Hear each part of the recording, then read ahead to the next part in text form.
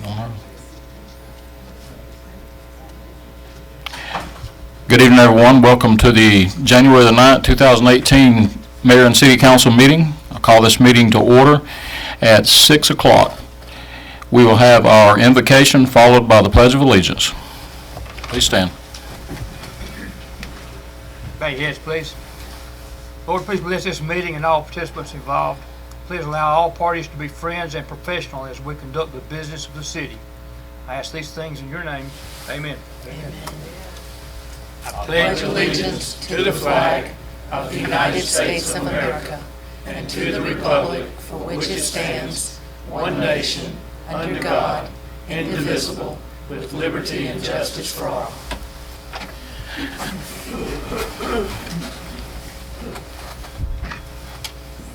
Okay, I don't believe we have any ceremonial presentations tonight. We did recognize our road department.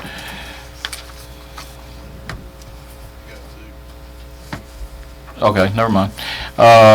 We have two ceremonial presentations tonight, actually. The recognition of Officer Drew Fowler. Chief Mansour, if you want to come forward.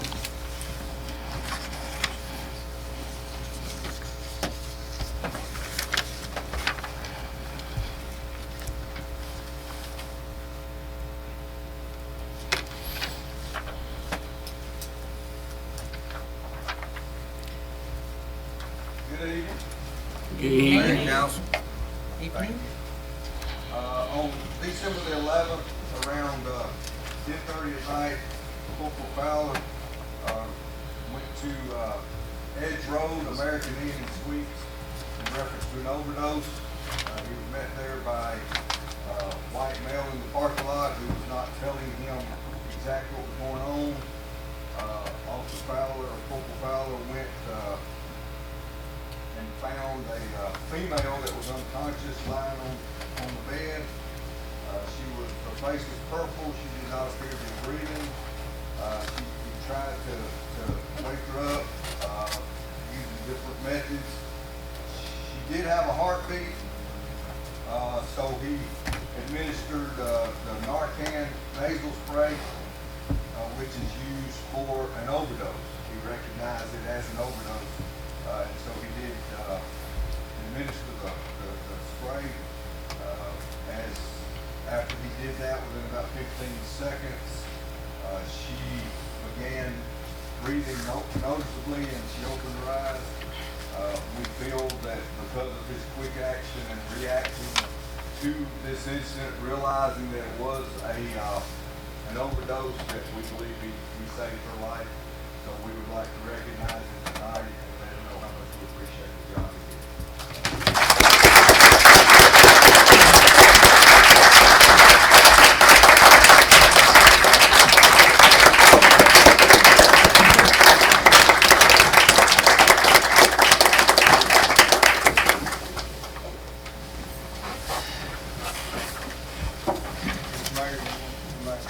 Sure.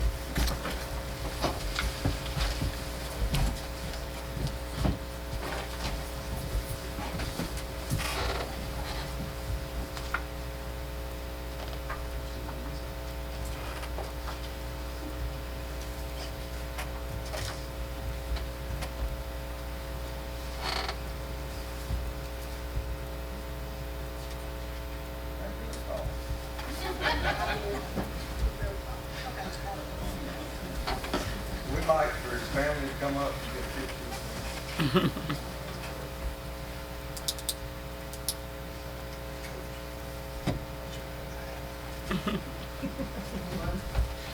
You're right. This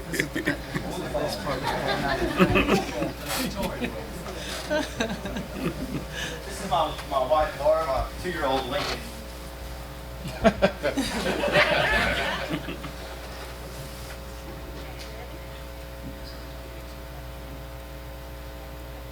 should have put it next to Laura.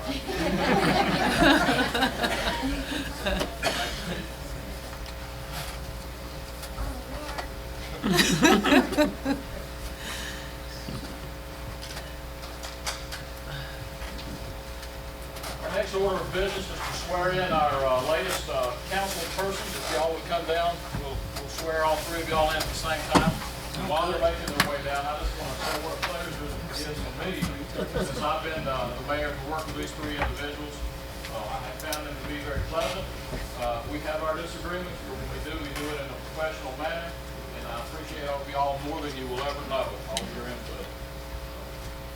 What I'm going to do is I'm going to read the oath of office, and I'll just ask each of you to repeat, and then I'm going to read the whole thing rather than the way I did it last time, which was a little bit convoluted. So, Leslie McPherson. It's a long day. I'm Leslie McPherson. Do solemnly swear or affirm that I will tell or truly perform the duties of council member of Ward 3, Ward 4, and Ward 5 of the city of Villa Rica, Georgia, and that I will support and defend the charter thereof, as well as the Constitution and the laws of the state of Georgia and of the United States of America. I should have asked y'all to raise your hand, I'm sorry.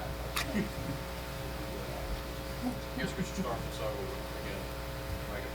I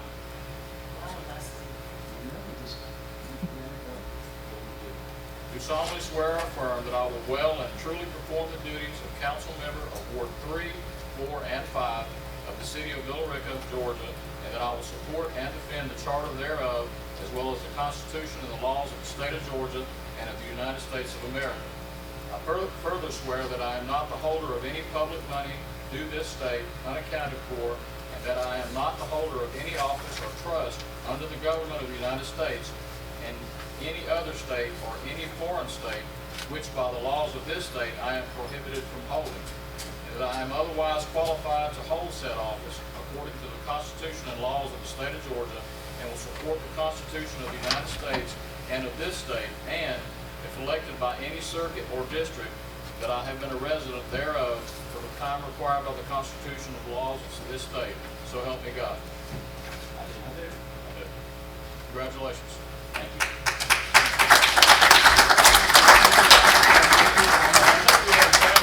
Y'all want to have your families come out? My son makes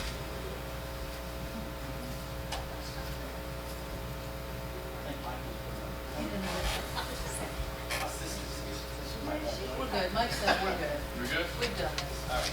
I'll get y'all to sign these before we leave. I'll come kind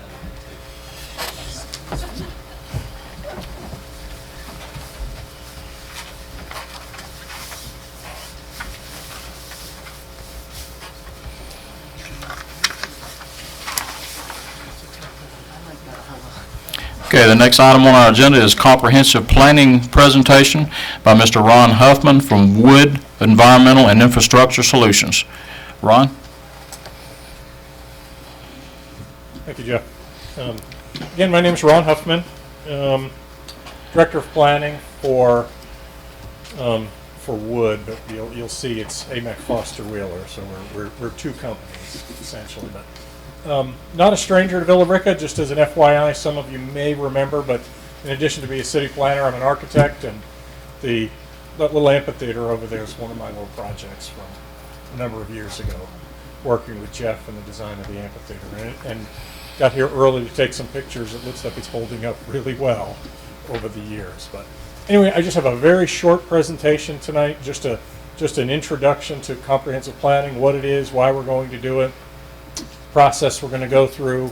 It's, if I can ask Alyssa to advance the slides, we'll go, right, yeah, there you go. So simple agenda. I neglected to mention on the introductions, as I mentioned, I work for AMEC Foster Wheeler, but we have a partner in this project, Planners for Environmental Quality, PEQ, woman, Inga Kennedy. She and I have worked together for 25 years, and she handles public involvement for us. So you'll see a lot more of her. She couldn't be here tonight. She's actually got an illness in the family and couldn't be here tonight, but normally she'd be here, and she's going to run all our public participation workshops and things like that as we move ahead. So with the rest of the agenda, I'm just going to roll right through sort of planning 101, okay, and kind of an introduction. We can go to the next slide. So what is a comprehensive plan? Generally speaking, I'm a policy planner, is what I call it, and a comprehensive plan is policy. That's it.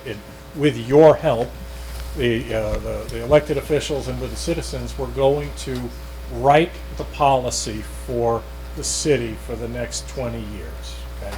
And we're going to start with a vision, and then we're going to hone it down into some policies, and then we're going to hone that down into some action strategies. Generally speaking, it meets the state requirements. Most of you know we have a Georgia Planning Act that was passed in 1989, and every 5 years, every city needs to have a comprehensive plan or an update of it. And we can keep going to the next slide, Alyssa. Major components of a comprehensive plan.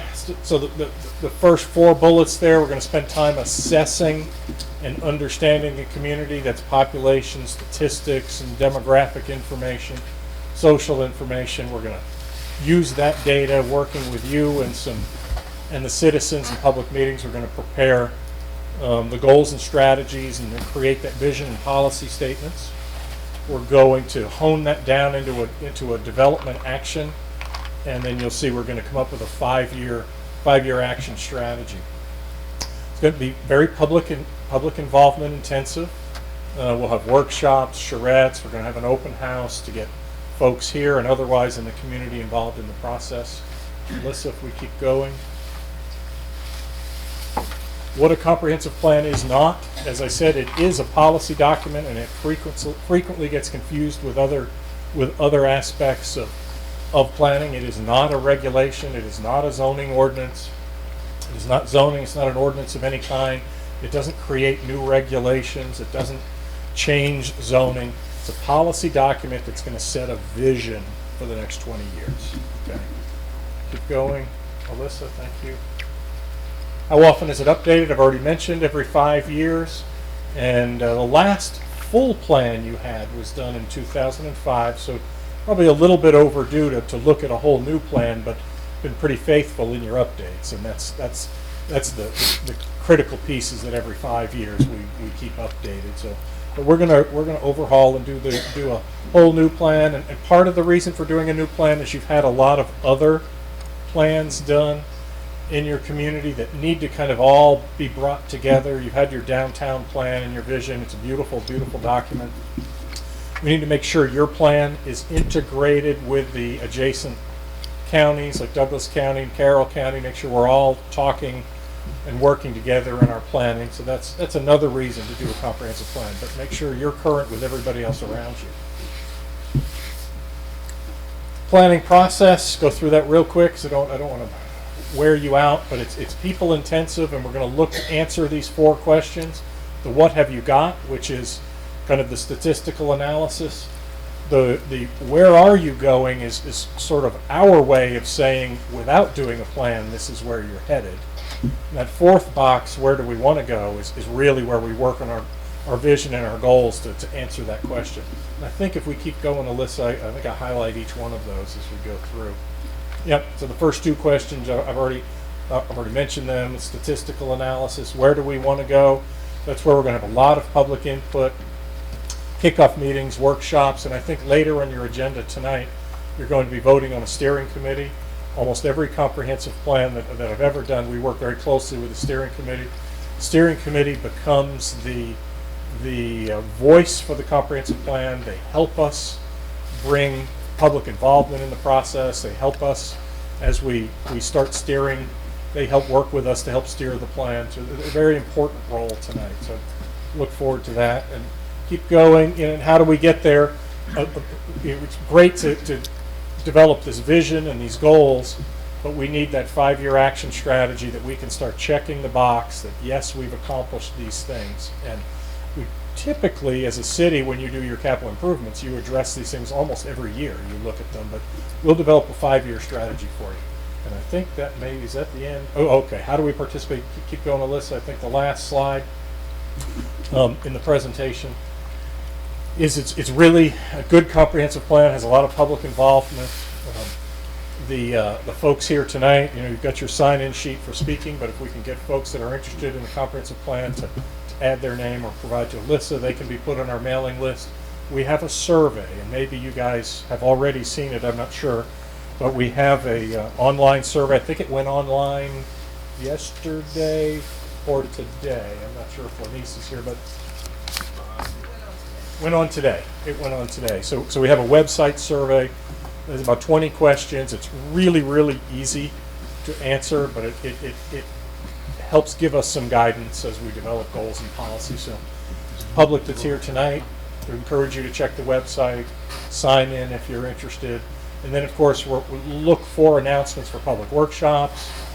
We're going to have stakeholder meetings where there's some key businesses, industries, Chamber of Commerce, folks like that we're going to talk to one-on-one to get their input into the comprehensive plan. Of course, I've already mentioned the steering committee. So a lot of moving pieces and parts to it, but tonight is just an FYI. We're getting started and let you know. Thank you very much for selecting AMAC Foster Wheeler.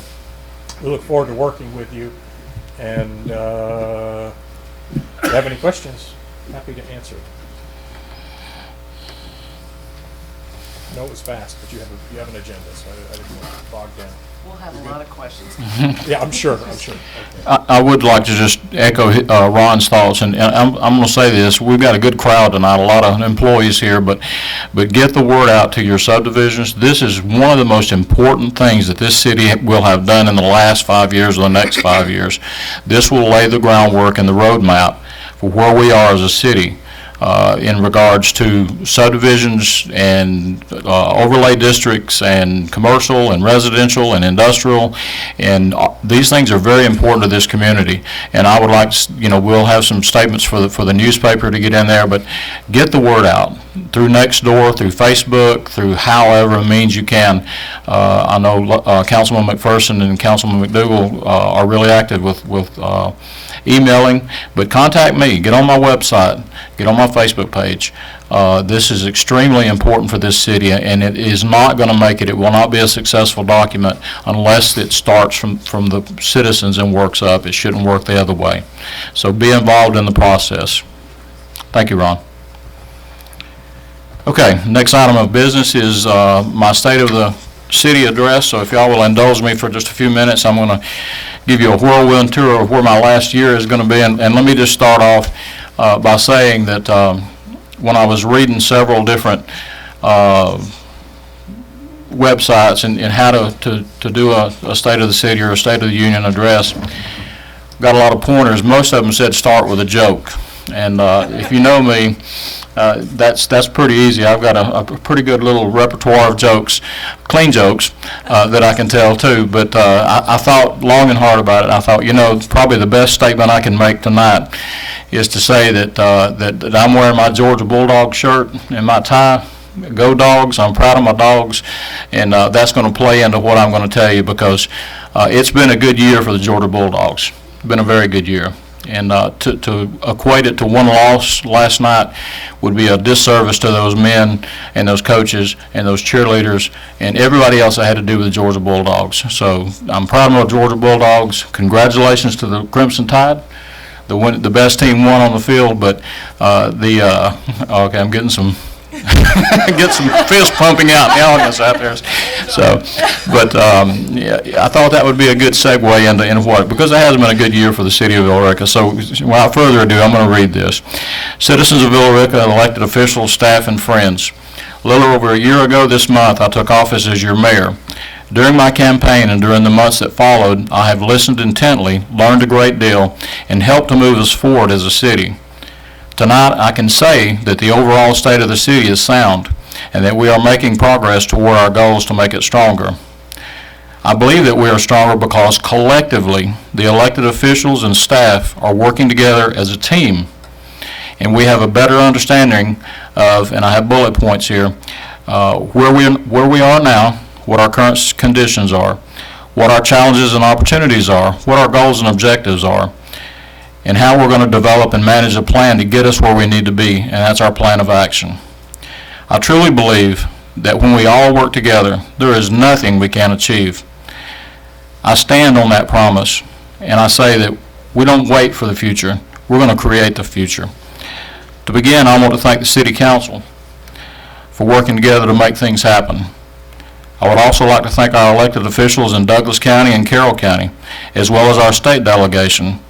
Lines of communication are open on all fronts, and that makes us all better. I also want to thank my family and friends for their support and encouragement. My wife, Teresa, Teresa, raise your hand. Has been my rock. She's been my sounding board, and most importantly, my spiritual inspiration. Anybody that knows that lady knows that when she gets up in the morning, she's reading her Bible. And I've leaned on that a lot, and thank you for that. I appreciate it. And last but certainly not least, the residents of this city. Your input when I'm right and when I'm not so right have made me stronger as a mayor.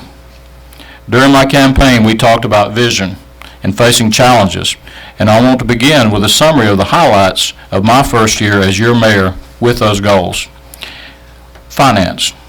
It's hard to know where you're going if you're not sure where you're at. We have spent a considerable amount of time gathering vital information regarding the present. For the first time, we took a good look at our financial health as a city, and the results of this audit were eye-opening, to say the least. While we were able to survive with policies of the past, we were borrowing money from the general fund to offset the losses in the enterprise fund account, which is supposed to be self-supportive. The problem with this is twofold. The burden to pay for these enterprise fund services was and is being subsidized with property tax revenues in order to balance the books. Continuing on this course would have forced the city to stop putting revenue into the fund balance account, which is a safety net for the city. That is not a healthy situation. There are two ways to fix this problem.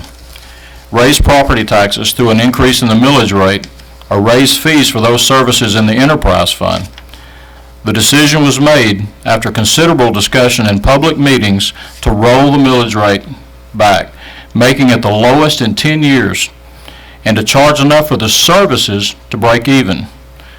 I fully understand the impact that these increases have on our families and businesses. But if we are to run this city using business-like principles, it is the best course of action to take. In essence, we have adopted a break-even policy on our enterprise services that will make us financially stable by 2020. Public safety. Our city is blessed beyond measure to have among the finest men and women in blue in the state of Georgia. As a result, violent crimes are down in the last quarter of 2017. We strive to be a part of the community rather than ruled by fear and intimidation. Our officers are in the neighborhoods and in our schools. We've committed to add a park ranger to our park system, which will make them safer and more secure. Quality of life. Perhaps the most underrated aspect of life in a thriving community is its ability to provide viable recreation, leisure pursuits, and green spaces for its residents. In 2017, we celebrated the grand opening of the Fullerville Trailhead, which will be the start of what I hope to be the Villa Rica Greenbelt, to encourage residents to get out and walk or use a bicycle more. It will also encourage connectivity between neighborhoods and better instill a sense of community. In addition, the much anticipated opening of the Villa Rica Public Library provides us with a state-of-the-art learning facility in the community. Finally, the Connors Road Master Plan was unveiled after a series of public input meetings were held and the blueprint for construction was set forth.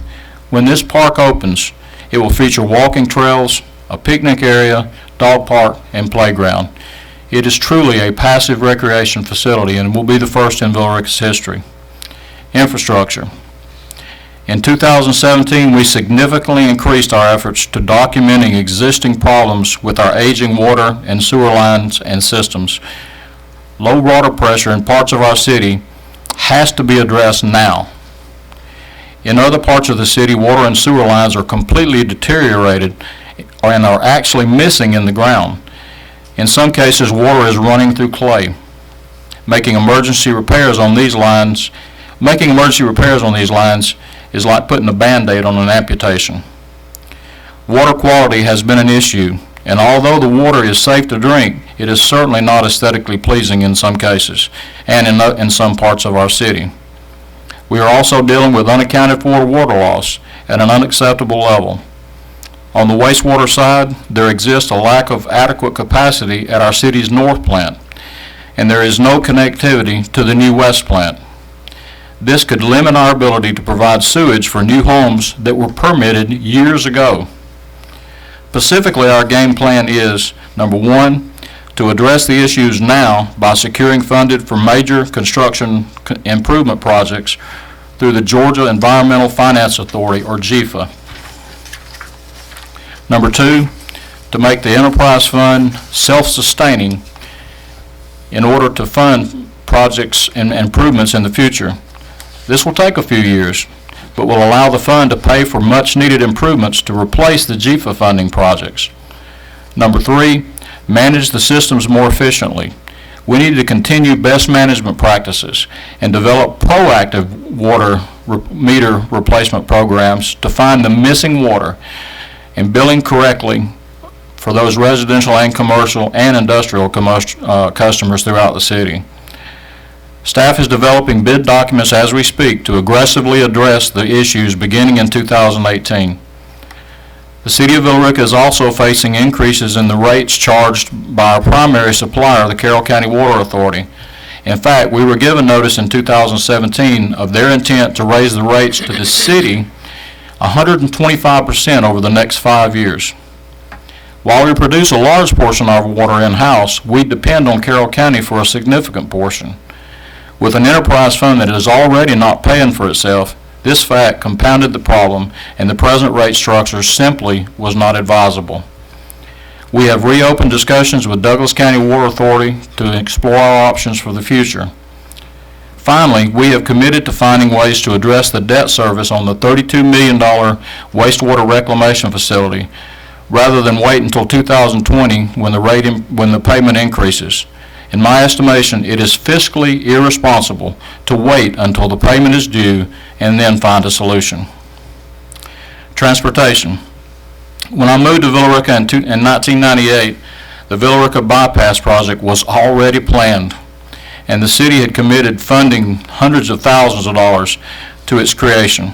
I am pleased to report that the North Bypass portion is funded, right-of-way acquisition is underway, and the bid date for this project is set for April 2019.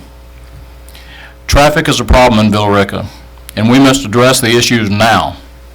I have requested funding for a comprehensive traffic study, which will identify and document present problems and find solutions to our intersection issues.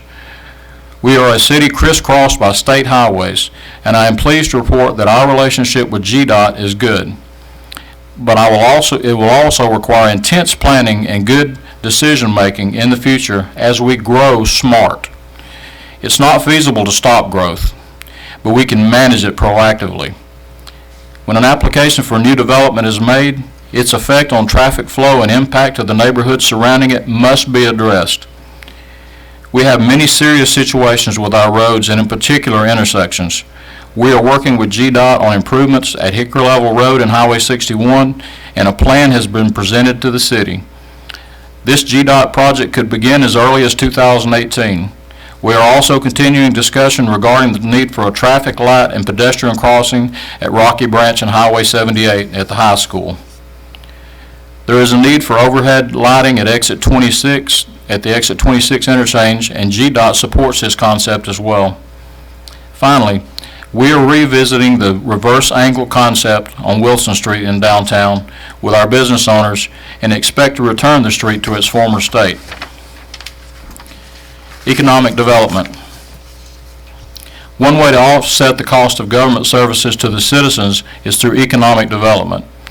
Over the past year, we have developed relationships with our economic partners in Carroll and Douglas counties. Through these efforts, we anticipate the creation of over 300 new jobs in the city. In addition, we have reached out to our existing industrial customers, and together we have experienced significant investment in growth. Businesses like Southwire and Sugar Foods have elected to expand rather than relocate. Housing permits are up 200% over 2016, and while this is a good economic indicator, I am still very much a proponent of smart growth. Government services. Staff has begun the process of updating the city's comprehensive land use plan, which identifies current and potential growth corridors in the city and helps to establish boundaries to protect neighborhoods. The city charter, which hasn't been updated in years, is on schedule for completion in 2018. This document is the operating manual for the city. We are also reducing the cost of health insurance for our employees by becoming self-funded. This concept, the first of its kind for governments of our size in the state of Georgia, will allow us to manage our services in-house while providing affordable health care to our employees. The stop-loss insurance that accompanies this plan will eliminate the likelihood that a catastrophic claim will affect the plan pool. One of the issues that I heard repeatedly is that Villa Rica is not business-friendly. All too often, we have relied on outside consultants to make decisions for us. In the past, we have relied on developers to tell us what we need, only to pay the price years later. In 2017, we hired our first in-house professional engineer to oversee our development services division. The cost savings alone would justify this move, but the real benefit is in the end is to get rid of the get the runaround atmosphere that has been allowed to exist for many years. The city is also leading the way when it comes to new technology regarding our communication and transparency. Public awareness is absolutely crucial, and citizens can now not only watch the city council meetings live and online, but can also search the online archives. The city council packets are posted online prior to the meetings to allow citizens the ability to see what's on the agenda. Additionally, we have moved towards a paperless solution to providing city council with our 100-plus page packets on their laptops at each station. And Gil, if you'll hold that up, I'm particularly proud of this. I looked at our agenda tonight. It's over 161 pages long, and now we just look at it on this and we can save it without.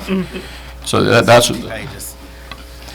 In closing, 2017 was a year in transition for Villa Rica, one that I believe has put us in a position to be more proactive rather than reactive. The solutions have been a hard pill to swallow, and one as your mayor I do not take lightly. I assure you that much prayer and consultation have preceded my decisions as they relate to the city. But I believe that in life, the best solutions to problems are sometimes the hardest to make. As a city council, we are charting the course for Villa Rica's future, and your input is absolutely essential to its success. Our sights are set on financial health by 2020. If we stay the course, Villa Rica will be ready to address the challenges that face us, and in doing so, we will have put ourselves in a position to lead and not follow. May God bless each of you, the city of Villa Rica, and may God continue to bless the United States of America. Sincerely, Jeff Reese.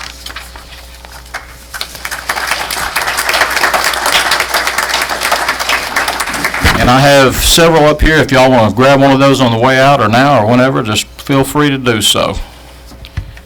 So with that, we will move along to adoption of the agenda.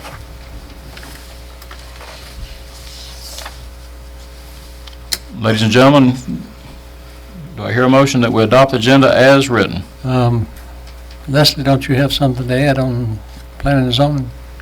Or do you? Your name is missing on your appointment. When we get to it, Okay. yeah, when we get to it, I'll just nominate who I'd like to nominate, and then we'll vote. All right, I'll move to adopt the agenda as written then. Motion made by Councilman Carter to adopt the agenda. Do I hear a second? Second. Second by Councilman Marchman. Any discussion? If not, all in favor? It is unanimous. Council updates.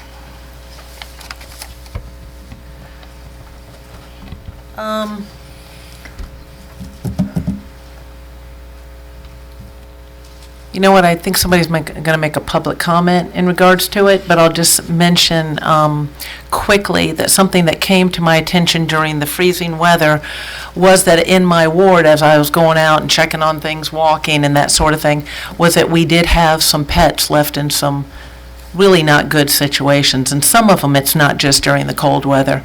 And I'm trying to work with the county, our county commissioner, and county commissioners on seeing if we can make some changes to our animal control and that sort of thing so that we have more humane conditions for pets.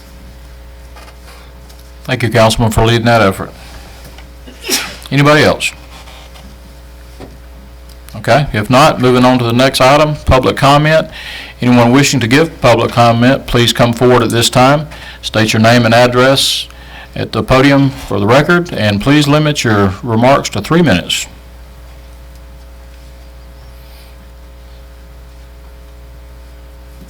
My name is Kathy Staley, and I live in Mirror Lake. And to your point, Leslie, I was at the animal exhibit over by the Gold Mine Museum today, and I just wanted to check on the condition of the animals after this horrific weather that we've all had to endure. And for anyone that's ever been there, it's pretty obvious that the donkey and the horse and some of the other animals really do not have sufficient shelter for the winter weather. I would like to know what, if anything, could be done to get permission to build a barn or some other form of shelter for those animals. We don't We don't- usually make comments back. We take input from y'all, but usually what the mayor will do, will instruct to make sure you have your name, address, and that somebody on staff gets back to you Okay. about that. I forgot, somebody had sent something to me too, asking about the animals. Yeah. And I know we've had a number of things checked over there recently and come back very well, but if we'll just make sure that we have her information, somebody will get back to her, because we have volunteers that help with that Quite a too. while back, during the summer months, I went over there and filled out a form to become a volunteer, and I never heard back from anyone from the Gold Mine Museum.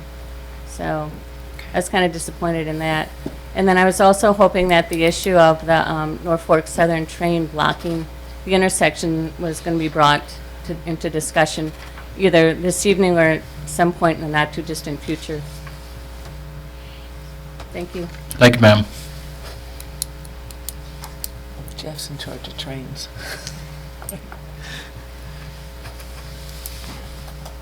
Hi, I'm Carrie Hart, or Moy, sorry. I live in Dogwood Trace. I have a couple things right here. You talked about the traffic issues. What about Harold Road and Pumpkin Tent, whatever it's called? Pumpkin And Town. Highway 61. It's hard to get from Harold Road out of there because the traffic, I mean, you have to literally wait for somebody to let you out on that one.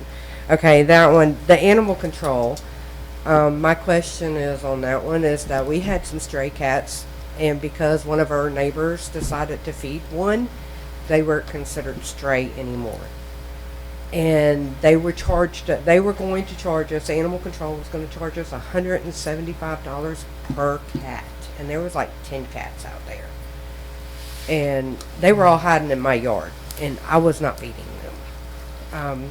That issue, 175 cats, and the issue is no longer considered a stray if somebody's feeding them. I mean, nobody's going to claim them, so why are we have to pay the $175 for it? I mean, and it was cold. It was starting to get cold, but we were able to catch all the cats and take them to the pound, SPCA, whatever y'all call them here. The other thing is that I am part of the neighborhood watch for my subdivision, and I want to put out there that if anybody is trying to start up the neighborhood watch program in their community, please feel free to contact me. And because I was told that for years that they were trying to get it started and they were unable to get it started, but it took 2 weeks for me to get it done. So if y'all have any questions or anything like that about the neighborhood watch, I am more than willing to help anybody out. Okay, thank you. Thank you, ma'am.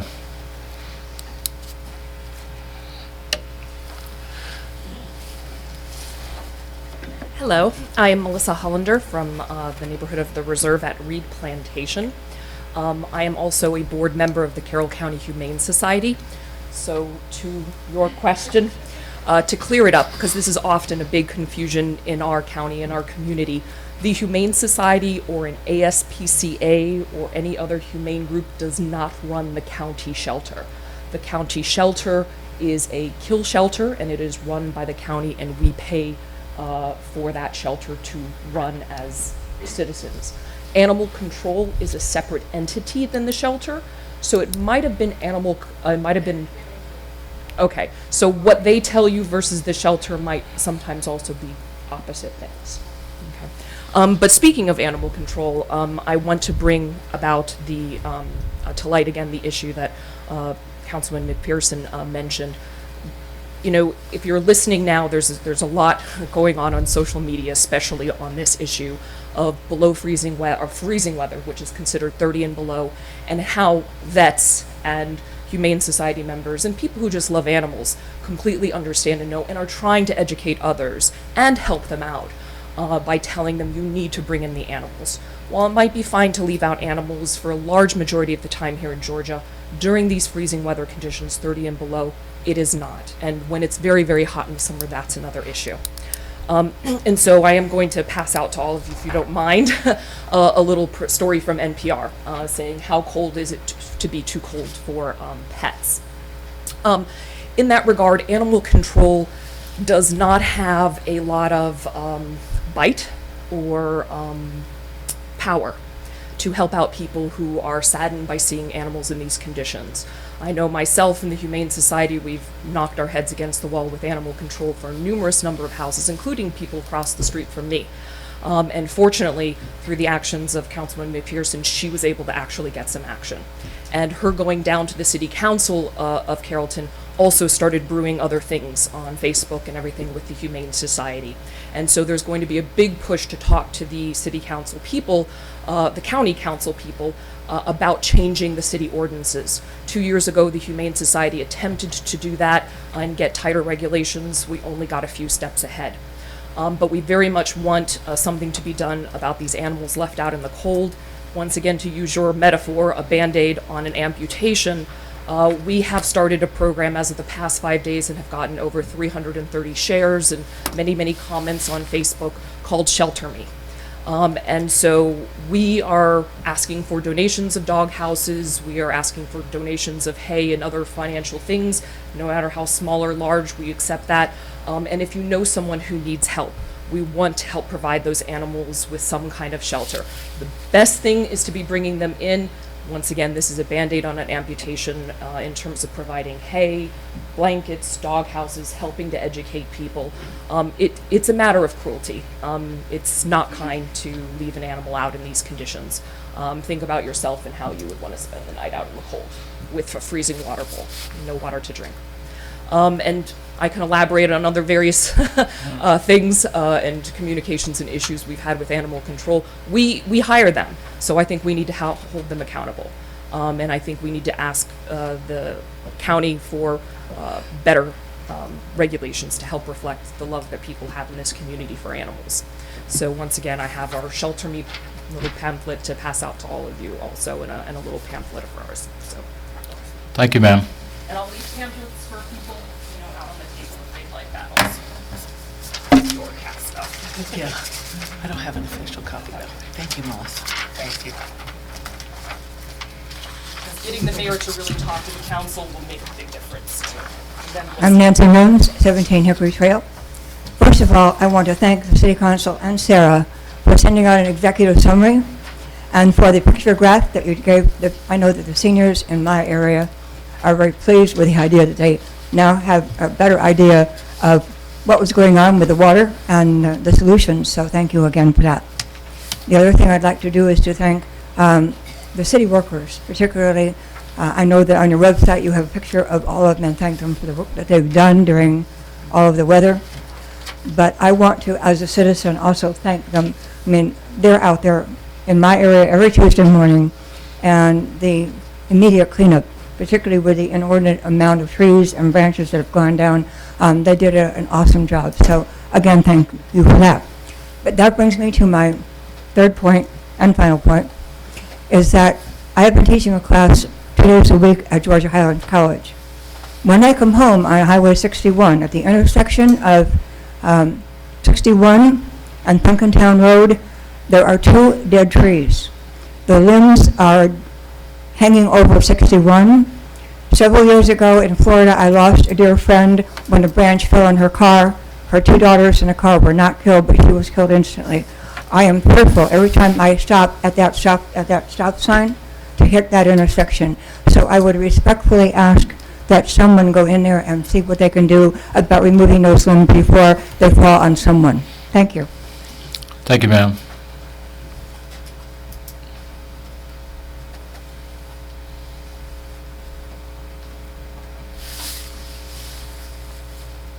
John Mount, 214 Rockmart Road.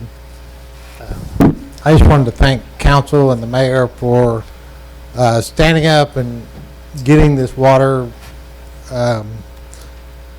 and the enterprise funds, getting some action done on that. We've been here since 2008. Our water has needed help ever since then. I can tell when my neighbor turns on his shower.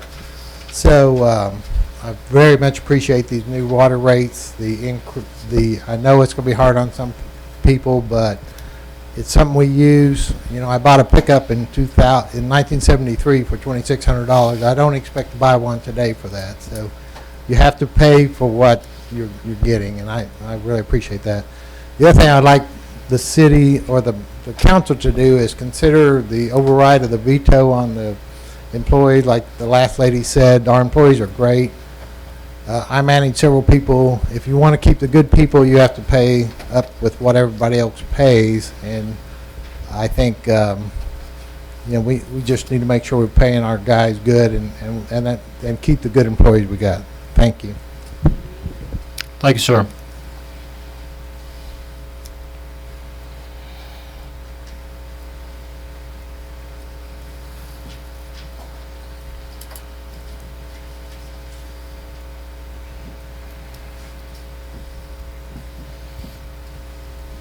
Kurt Kraft, 2406 Ridge Lake Drive.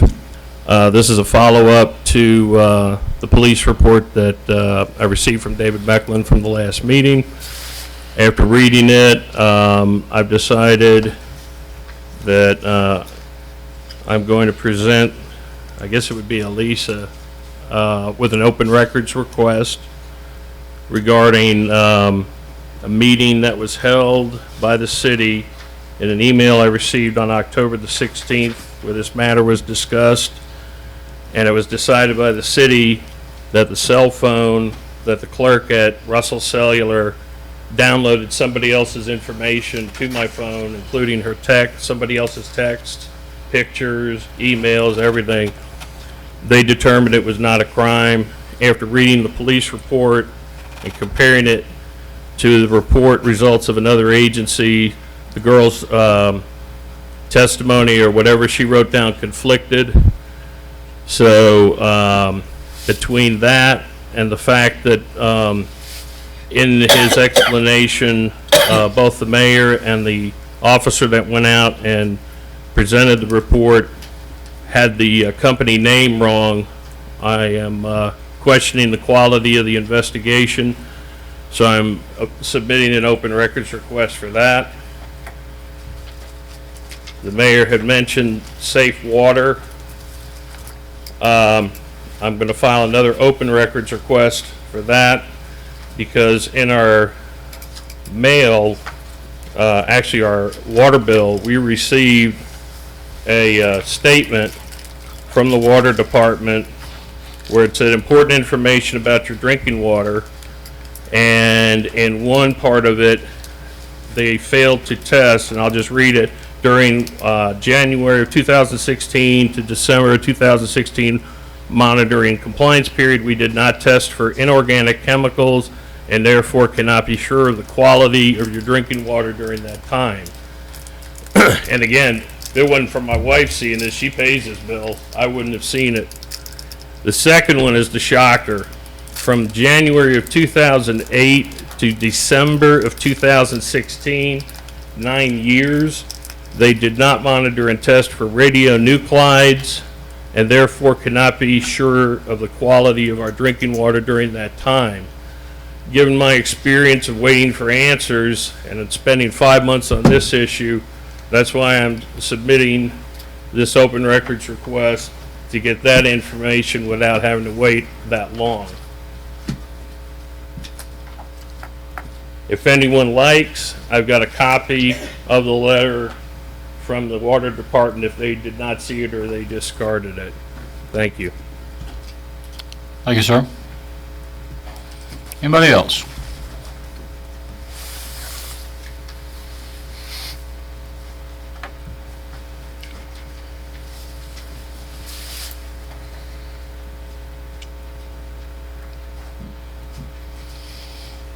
I understand the directive is I'm supposed to give my name and address, correct?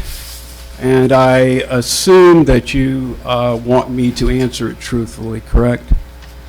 And that's a rhetorical question.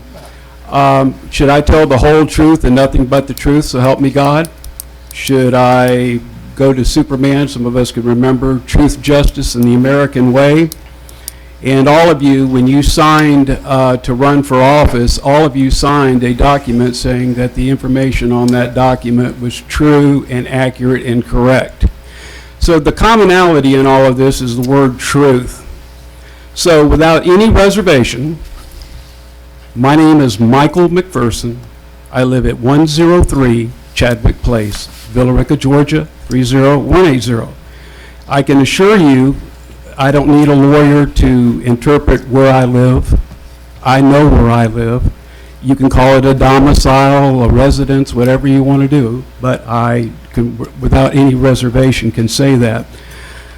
I've held off on this since about the third week of August, and I've decided that the reason I'm here today is that I want to defend something that's very, very important to me, and that's the word truth.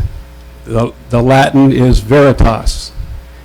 Truth, and before I go in a little bit about truth, I want to have a disclaimer. First of all, what I am saying here today is my opinion. It does not reflect on anyone else. Whatever statements that are made by me are only accountable to me. So I would like that understood.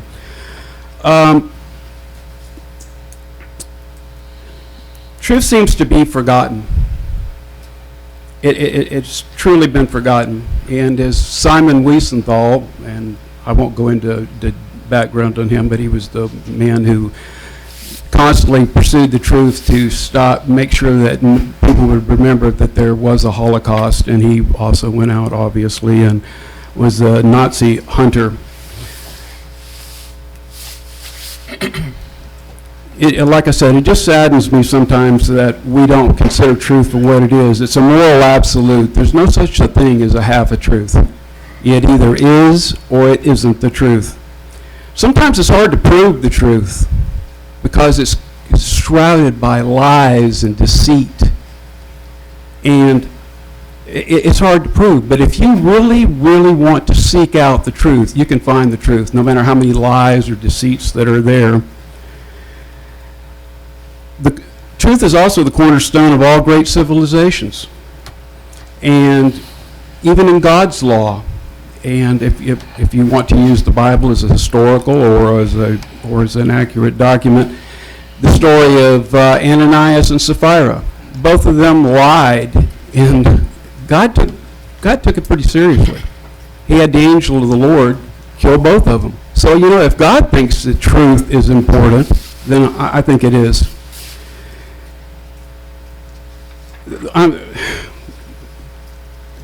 We go back in time, back to the Greeks. The Greeks wrote about truth. They wrote about moral character. I know I'm boring some of you, but I'm still going to say it. Well, if you could begin to wrap up your comments. Yeah, I'm going to wrap it up. But I'm going to give an example that would it be okay for me, since I have 2 houses in the Villa Rica area, would it be okay for me to change my homestead to the other one, my driver's license, my voter registration, and still continue to live at 103 Chadwick Place? That way I could run against maybe one of you, so I want to know that. So I'm sorry to have taken up your time, but having been in education for 39 years And I believe educators should be able to defend the truth. I believe that they should teach the truth to children, and anybody who defrauds that concept is abominable in my opinion. Thank you. Thank you, sir. Anybody else? Okay, seeing none, we will close the public comments portion of the meeting. And the next item on our agenda is the consent agenda. And for those in the audience, the consent agenda is a single item that encompasses all things the City Council would normally approve with little comment. Each of these items were discussed in the Thursday, January the 4th, 2018 council work session, and it was the unanimous consensus of the governing body to place the following items on the consent agenda. Item number 1, ESE Networks LLC agreement. Item number 2, emergency purchase of Barracuda backup solution, and this is from our IT manager. Application for lighting at both I-20 interchange bridges, which I discussed in my State of the City address. Applicant tracking provider change. That's item number 4. Item number 5, resolution requesting authorization of redevelopment powers. Item number 6, emergency repairs to Edge Road Lift Station. Item number 7, Downtown Development Authority Board appointment. Do I hear a motion that we approve the consent agenda? I move to approve the consent agenda. I have a Second. motion by Councilman Carter. Second. I have a motion by Councilman McPherson to second. Discussion. All in favor? Unanimous. Moving right along. Here comes the train. A train. $190, we can stop that. That's per crossing. You know, you said stop that for years now, and now we got a problem with the train stopping. I just want to point that out. I think the amount changes every time too. No, the amount don't change, it's just the horn is so loud, you think it changes.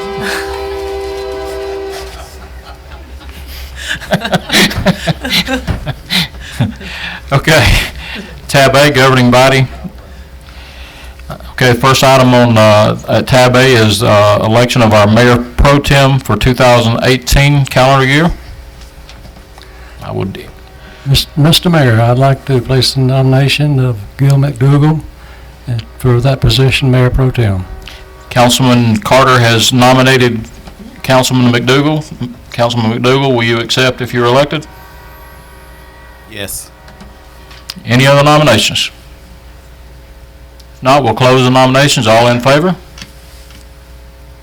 Congratulations, sir. You took a long time to answer that. I thought I still heard the train. It's here, its hearing's already going. That's the first time. Okay. Item number 2 is standing committees, and I have my list somewhere. Stand by.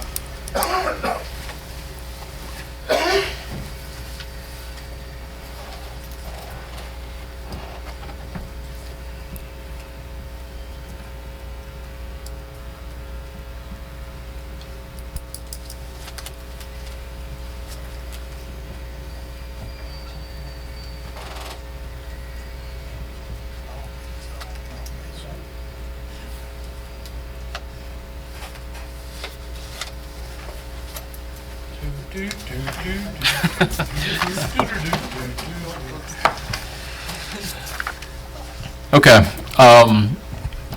The following committees are committees that the mayor assigns the elected officials to oversee, and those are the Recreation Advisory Commission, the Housing Authority, the Library Commission, the Public Safety Committee or Commission, and the Finance Audit Committee. Presently, those members or council persons that are on those regarding recreation is Councilman Marchman, Councilman Carter, and Councilman McPherson. And I would just ask all three of y'all, are you willing to still serve on those committees? Sure. Councilman Marchman? Okay.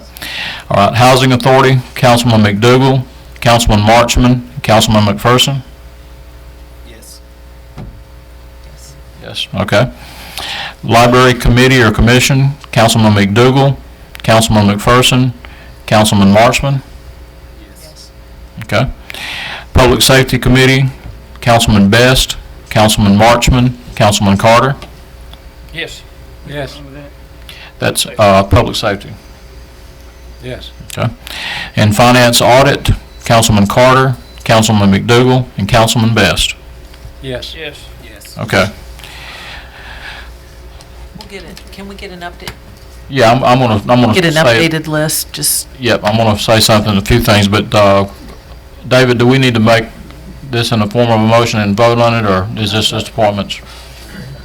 Those are mayoral appointments that you have the power to do that on your own with no Okay. vote.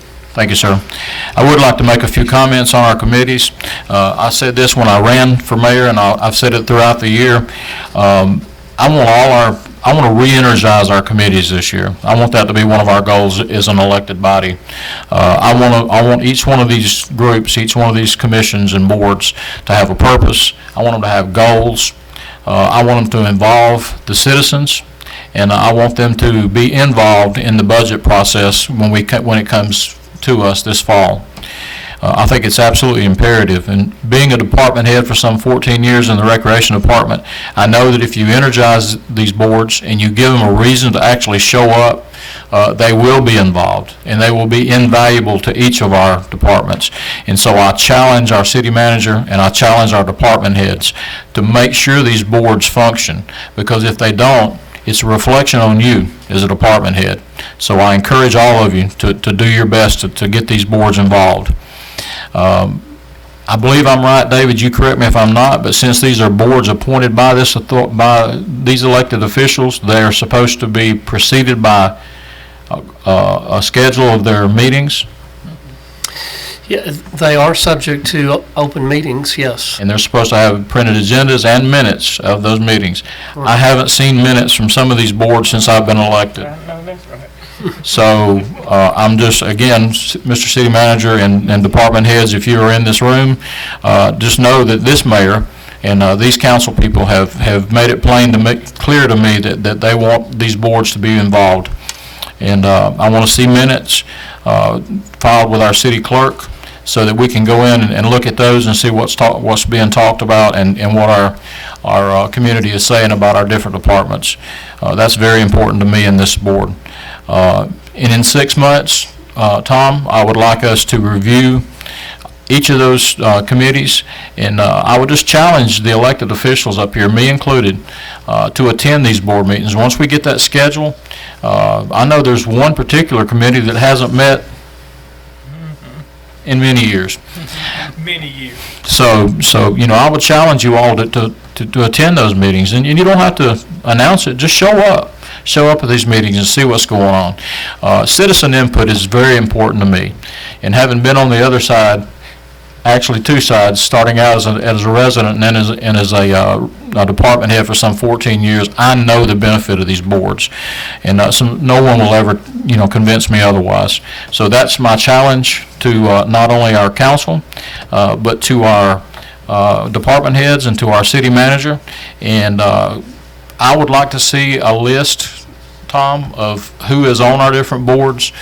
Maybe come back at the next meeting with that, just if we've got any openings on any of the boards, then we need to know about that so we can fill those positions as soon as possible. There are people in this community that call me just about every week and say, what can we do to be involved? Many of you that got up in public comments tonight would gladly volunteer your time if you just knew that what you were doing would actually make a difference in the city. And these, the ladies that are sitting over here, some of them shaking their heads now. Y'all are at every meeting. We want to see y'all involved. We want your input.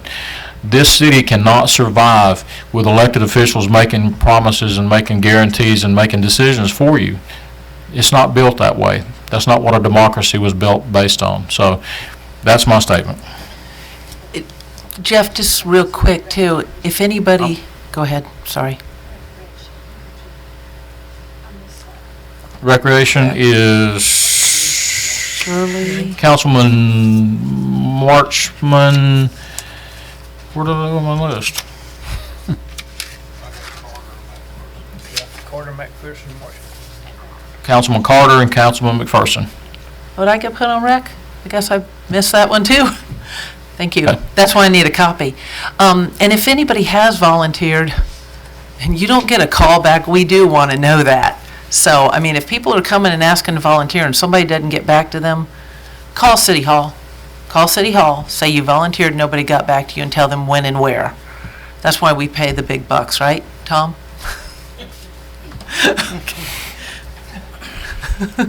Okay. Guess that depends on what she calls big bucks.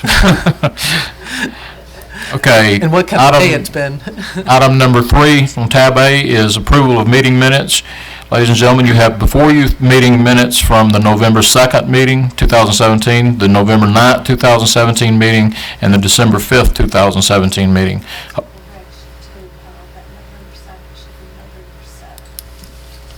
Okay, so that should be November 7th, not the 2nd. Hopefully you all have had a chance between Thursday and tonight to look at those.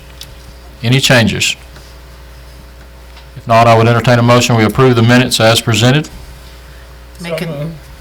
Councilman Marchman made the motion to approve. Do I hear a second? Second. Second by Councilman Carter. Any discussion? If not, all in favor?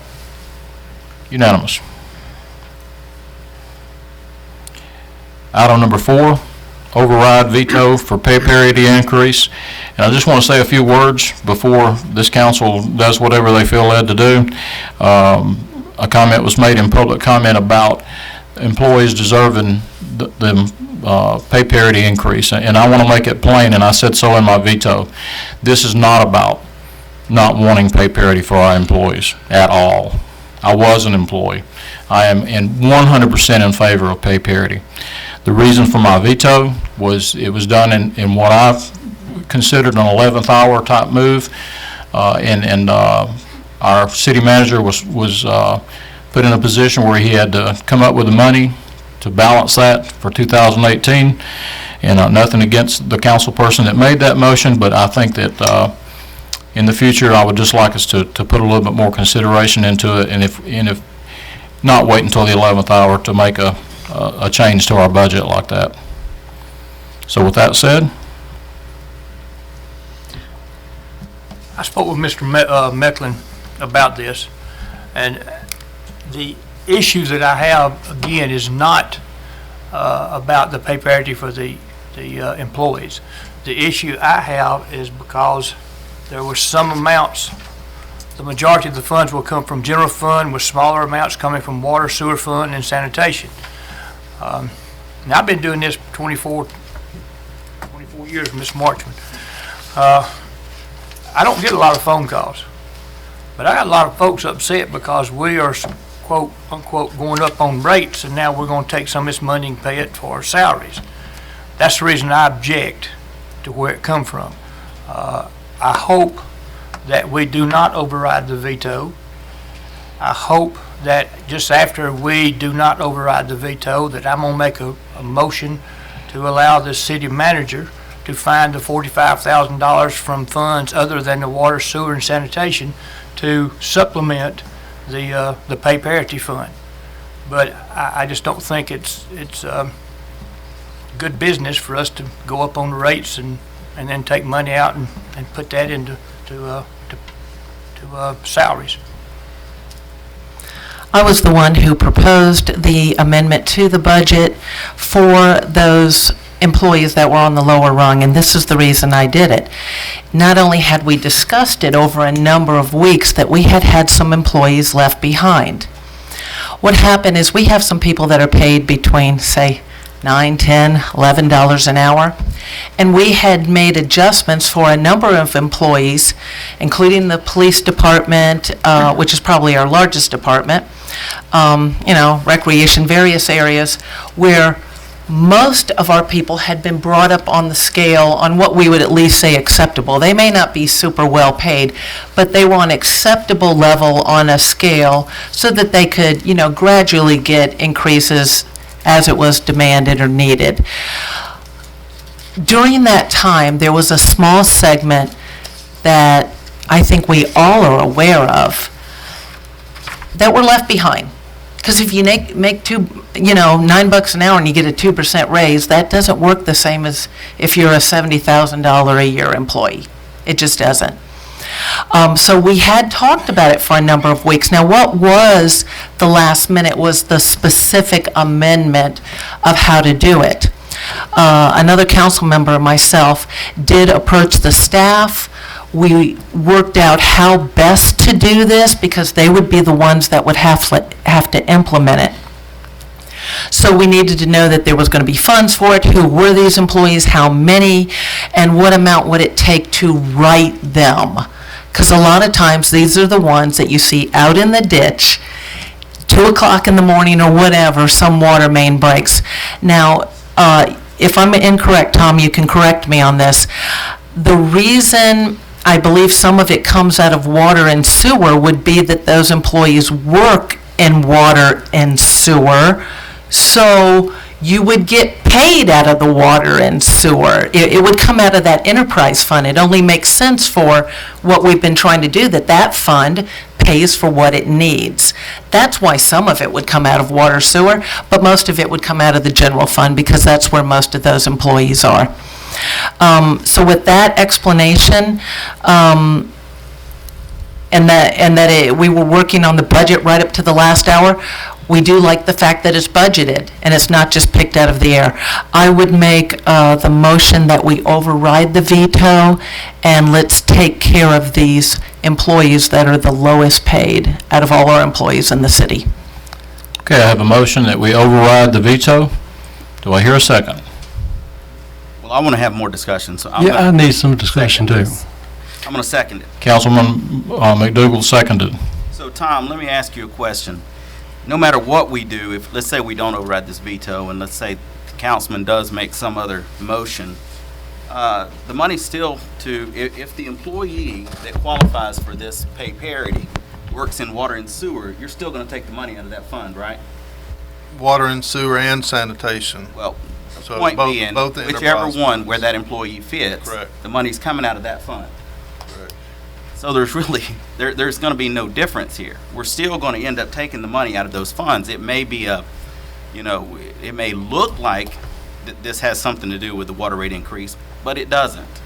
So while the optics may not be good, I think that no matter what we do here, it's still going to look the same when it's over. It's just that we wouldn't have been as upfront with the public about how it was being done.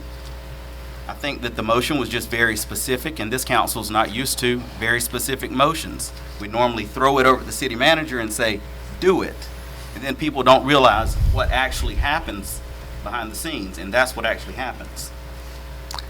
Okay, my 2 cents is, Councilman Best, whenever you get around to that second motion, that you direct it to be taken out of the budget that we have approved already and not added revenue. The shuffle, that he bring a plan to us from that budget so that we don't go up on our budget. We've already given him over 20 million, so I think he can get That's it. that's a separate. That's, I'm talking to, I understand, but he's not you even. had your 2 cents taken. All right. That's not the same thing. I'm just talking to Councilman Best because he's gonna make a About motion something after this vote. after this vote. So I'm taking my 2 cents in now. Okay. So I keep that in mind. We don't want to raise the budget. We don't want to raise this approved budget. I'd like to see him bring a plan to us as to how he's going to do the pay parity within the current budget. Okay.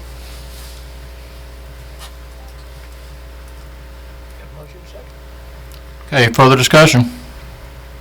Hearing none, I'll call the question. All in favor of overriding the veto, please raise your hand.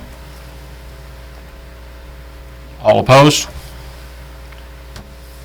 Veto stands. Mr. Mayor, Yes, sir.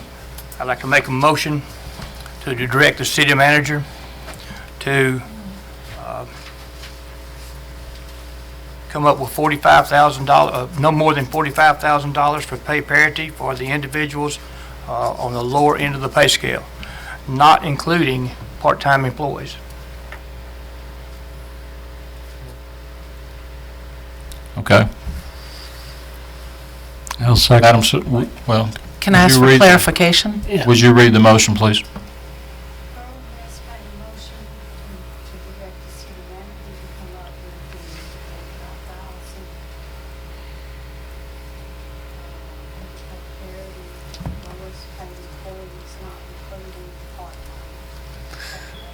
Is that your motion, sir? That's correct. Mr. Mayor, if I could interject here, and this is no comment on the wisdom of the motion at all, but I have some concern that it is not specific enough that the city manager is going to be able to implement it accurately.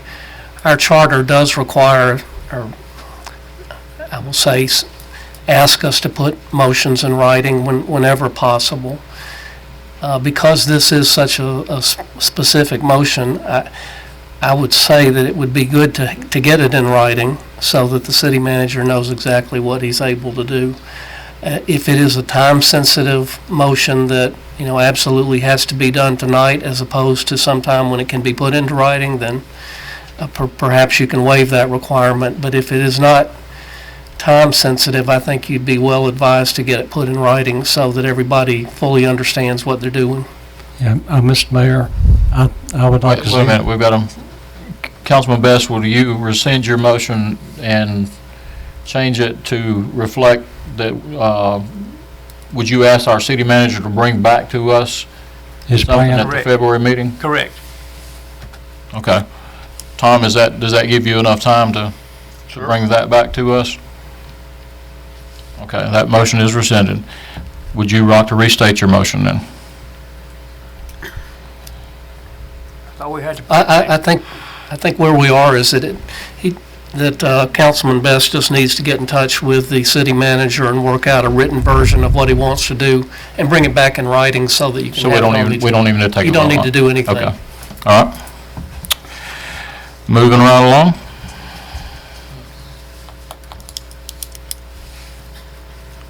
Proposed charter change. Mr. Mecklin? Yeah, I'll make a quick presentation on that.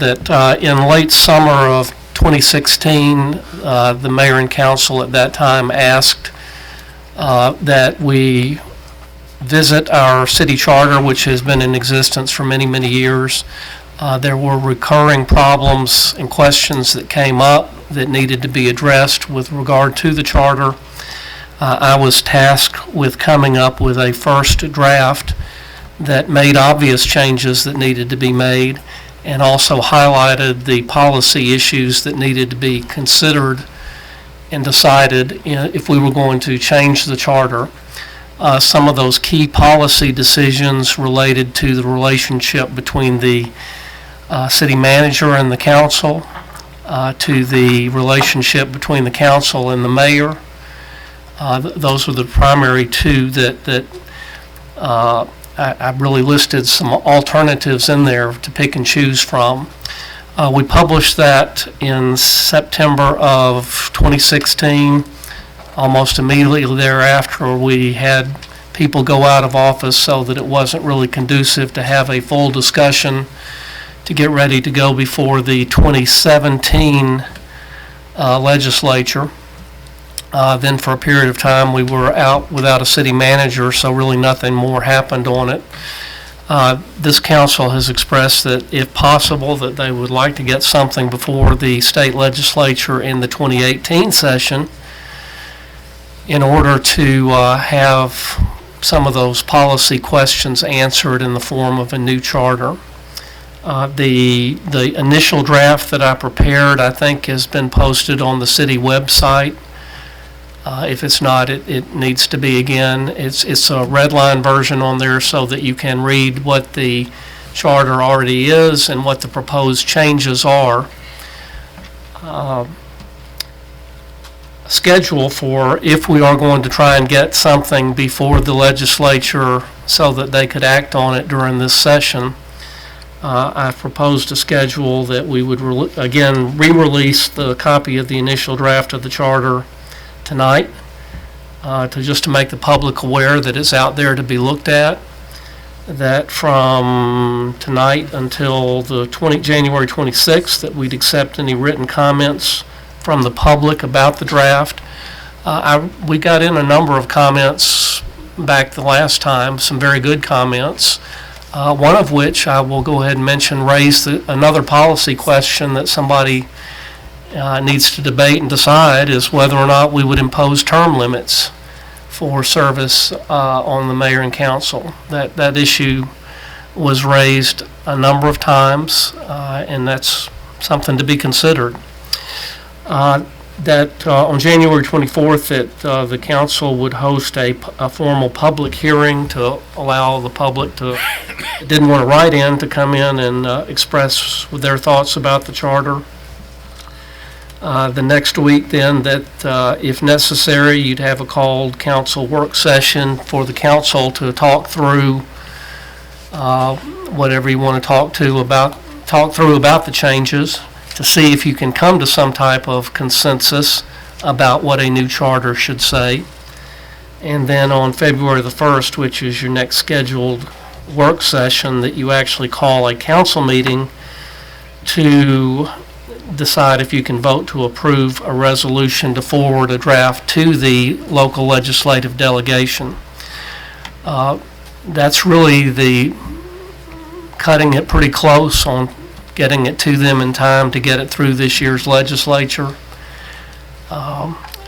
You need to understand that in order for them to act on it, anything that comes out from the city is probably going to have a unanimous approval by the city council.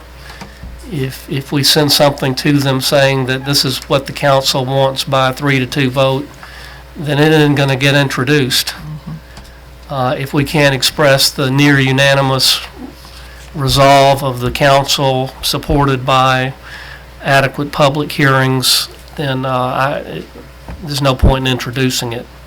If we can come up with that, then now's the opportunity to resolve some of those questions that have been hanging out there for the last 25 years on the various powers of people in the city government. Thank you, David. Discussion?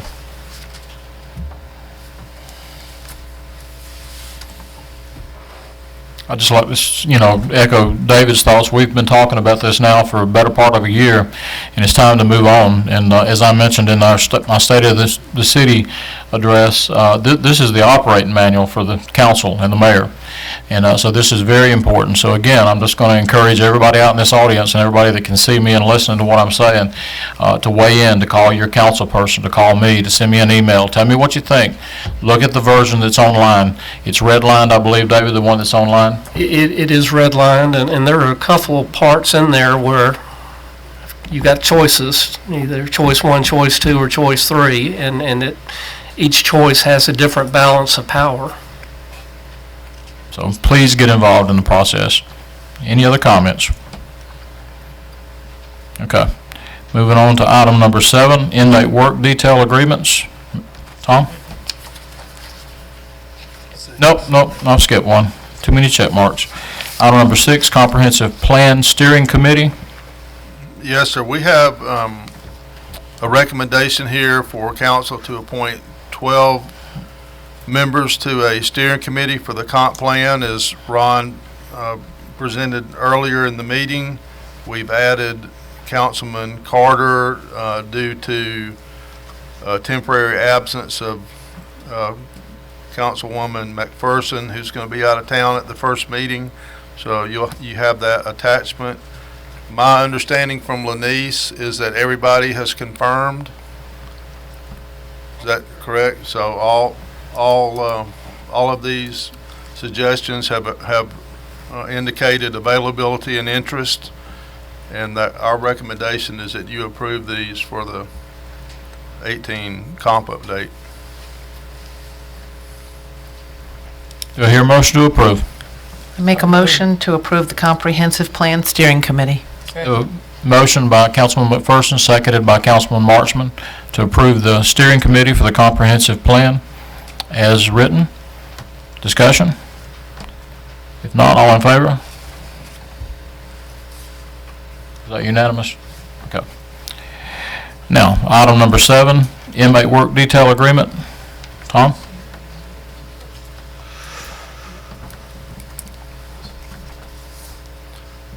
Lisa, I don't see that this is the update that I gave you. The 2 attachments. Right. It's the 2 attachments that are updated. Is that on here? Okay, we we discussed this in work session and had a comment about take-home. So what you have before you are the two agreements from the work session with a couple of changes. One is I've added a statement in there that each vehicle can only be used for the purposes of the agreement. And also, because we're now providing the vehicle for each crew, it made the agreements identical and you couldn't tell them apart. So I added Crew 1 and Crew 2 to the language that identifies the two agreements separately.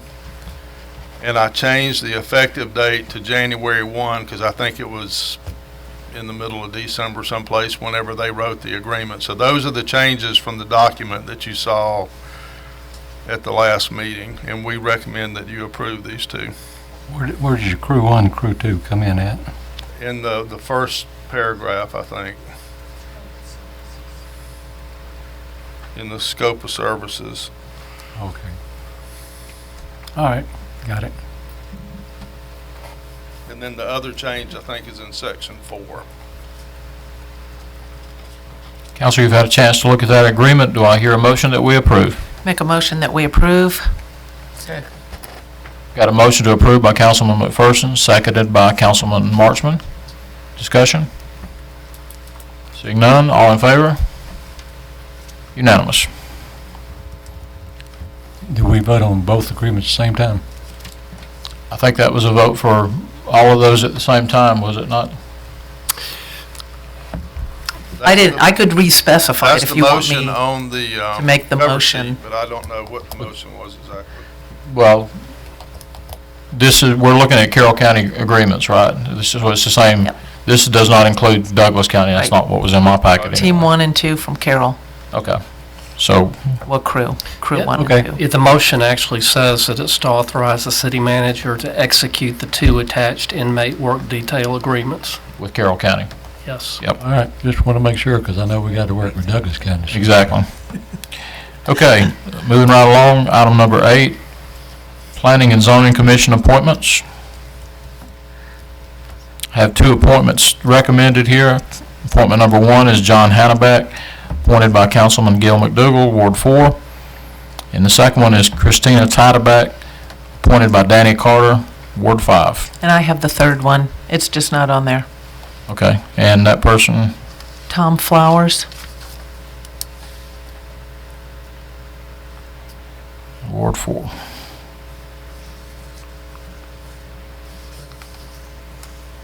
I mean 3. Yeah, I'm 3. My ward. I should know.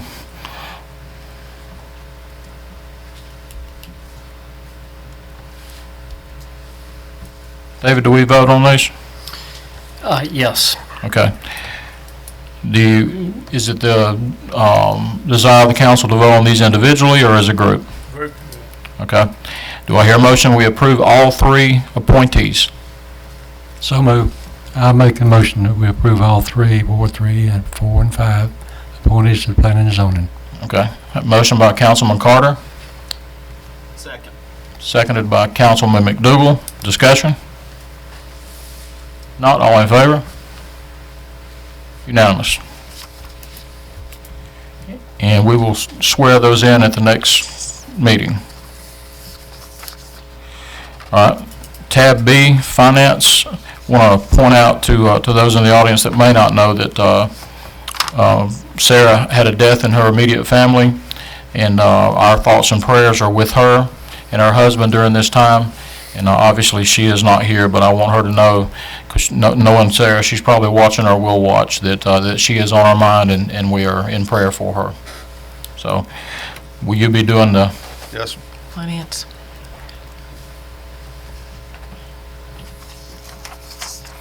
When you take a look at our financial picture year over year, what you're seeing is a modest increase in what I would consider our base revenue, which would be our taxes, so property tax, sales tax. What you're seeing a large increase in is in the permitting revenue. And that large increase is a function of the economy of improving. And while the percentage is significant, the dollar amount so far is attractive, but it's not huge. So what we're seeing here tells me that we hired an engineer just in the nick of time. If we had not, we would be drowning right now in applications and complaints. When you look at the enterprise fund, though, you see sort of the same picture. Our base business, which is water and sewer sales, our revenues are actually down a touch. But what you see is a significant percentage increase in tap fees. And again, what you're seeing there isn't really necessarily a function of Villa Rica as it is the regional economies improving. And what we're trying to do is become more receptive and better able to facilitate the commercial and residential development that's heading our way. I think yesterday, Bobby came in the office and said, hey, we've got 8 more residential permits coming in. And then today he came in and had met with one of the builders. They're looking at another 86 lot. Wow. Development that's been, platted for years and years and years and not built. So interest is rolling back around slowly. I don't know what our total housing permits were for 17, but I know that it topped 60. I'd like to see us do, and we talked about this before, the goal is to get back to 200 a year. That's what I'm shooting for, is to see 200 single-family detached permitted. So we'll see how that develops, but that's my goal. And it looks like, we're getting interest on the part of builders now. I'd say we probably have a half a dozen different companies that are building residential in the city right now, and hopefully that will increase. The second thing in the financial presentation concerns our health insurance. In October, we switched from a traditional full coverage plan with United Healthcare to a self-funded plan, or a partially self-funded plan, that uses stop-loss insurance to cover the top end of the claim exposure. So what we're doing is we're taking an amount of money equal to what we were paying the full service vendor. We're putting that into an account, and then the third-party administrator that we're using is drawing from that account once a week to pay claims on our behalf. And what we saw in the first month was a significant savings, because you had a pretty pronounced lag. That first month you had people using the plan, but really not a lot of cash outflow because there was a delay in processing. But even in the second and the third months, we saw a significant savings over what we were paying in premium to our former provider. So two things are happening so far. One is we're experiencing the benefit of this being new and there being a time lag, okay? But the second thing that we're already experiencing is significant savings on the pharmacy side. So that's the piece of this that probably kicked in the fastest. So we're seeing people move from brand to generic. We're seeing, as we have opportunity, moving people into rebate programs, so that if one of our employees or dependents starts taking one of these real high-priced drugs, like $50,000 and $75,000 and $100,000 a year kind of drugs, we're applying to rebate programs with the manufacturer for either 50% reductions or even sometimes 100% reductions. So that's already starting to save us money. And then the program that's in the agenda tonight is an add-on to that, where we start working more significantly on the claims, on the medical claims piece. But even that, we have someone who's doing reference-based pricing for us, so they're looking at what we're being charged in cases where we have pre-certification. So if it's an elective procedure and we know ahead of time, we're actually negotiating the price before the procedure, which is saving us money.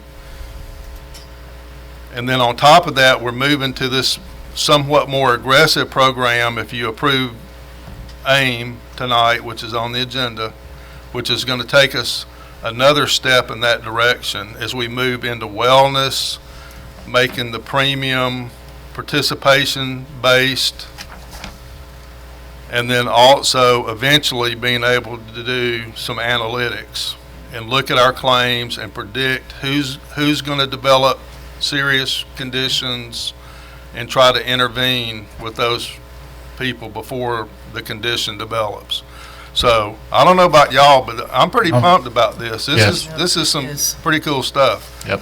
And I mean, you're looking now at over $100,000 in savings. Even if this drops down and we're saving, say, 10 grand a month over the premium, think about, not only is that 10 grand that we're saving, but that premium didn't go up like it would have, right? Because that premium is going to ratchet 8, 10, 12% a year, just like everybody else is experiencing.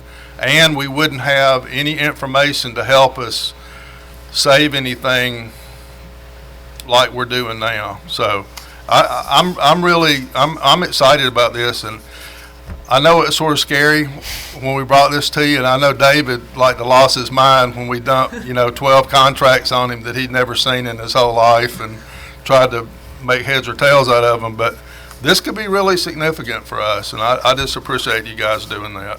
And I just want to echo those thoughts, and I said this in our work session on Thursday, but as of Thursday, I had 2 mayors from the state of Georgia contact me by email and ask me, wow, what are you guys doing in Villa Rica up there that's so groundbreaking? We want to know more about it. Well, as of today, I've received 3 more, so a total of 5 since last Thursday. And kudos to Tom, to you, and to Stephanie and Sarah, and everybody else that had anything to do with this, and to this council for stepping out and saying, we're willing to look at this. And when Tom says we're saving, for the first time, that means the city is saving.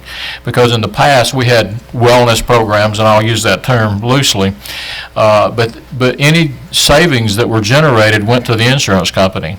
Now, it behooves us to have a fit workforce, because that money stays here in the city.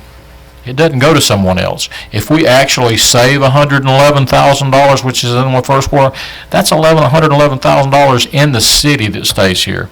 So this is groundbreaking stuff. And someone's called me and said, wow, what are you guys going to do if you have a catastrophic claim? And I just want to mention that because that person is actually in the room right now.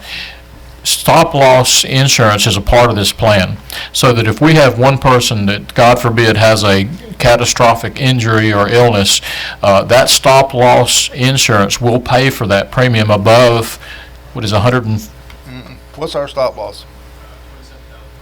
$27,500. Or the limit? The individual limit? The individual limit is $27,500. Okay, so anything above that, the city's not going to be on the hoof for that in the taxpayer. That will be paid for by the insurance company. So this is pretty groundbreaking stuff. And when Tom brought this to us, he said, this is new. This has been around for big companies. This is not something that just all of a sudden developed with the city of Villa Rica. Big companies have been taking advantage of this for many years. It recently changed within the last few years, where small companies like us with fewer than 150 employees could take advantage of that. So again, kudos to staff and to everybody that has had something to do with this, because this is the buzzword in the state of Georgia now, and more mayors and counties will begin to look at this as a potential. Because what we were facing, and Tom got our attention really quick when he said, at the rate we're paying United Healthcare, Blue Cross Blue Shield, and others, either the employees won't be able to afford the insurance, or we won't be able to give it to them. And so that's that hit me in the face pretty hard. So thank you all for that.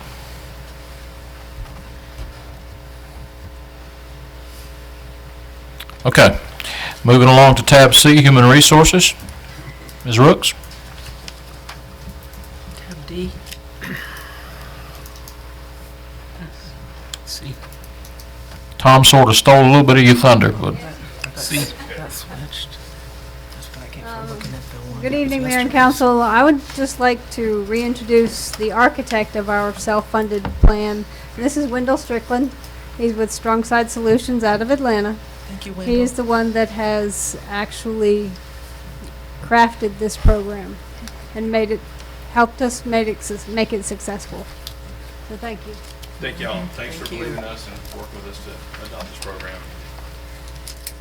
Okay, what we're coming with you tonight is a wellness program that we think will hopefully change behaviors in our employees to live a more healthy lifestyle and make some changes in that regard. The company that we're proposing is Alt International Medical Management Corporation, or AIM for short. AIM offers biometric screenings and health risk assessments through Health 180. This is the company that actually will do the screenings and the HRAs, or the health risk assessments. Those will be online. The biometric screenings will actually be done on your blood. It's a 50-factor test, and also we will be testing for tobacco use as well.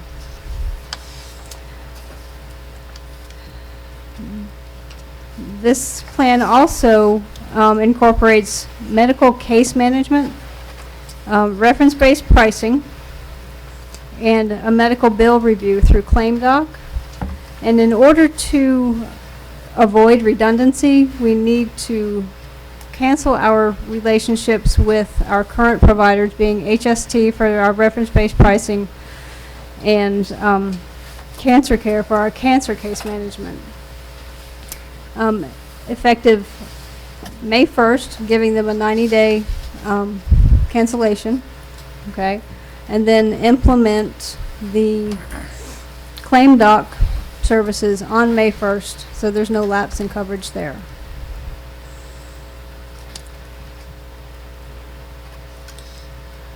So, just to put it a summary, we need to implement AIM.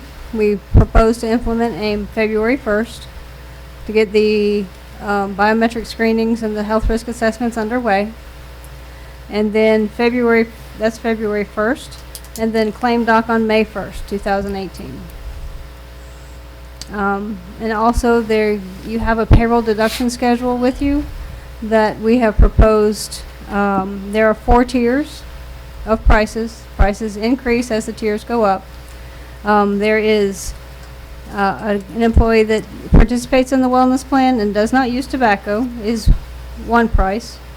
An employee who has no wellness, doesn't participate in wellness, but doesn't use tobacco is another price. And then going up, you have with wellness and a tobacco user, you get a higher premium than if you didn't use tobacco as well. And then you have without wellness and you're a tobacco user, that's the highest premium tier in the plan. We recommend that you allow us to implement these rate structures in March 1st of 2018. And again, I just want to say thanks.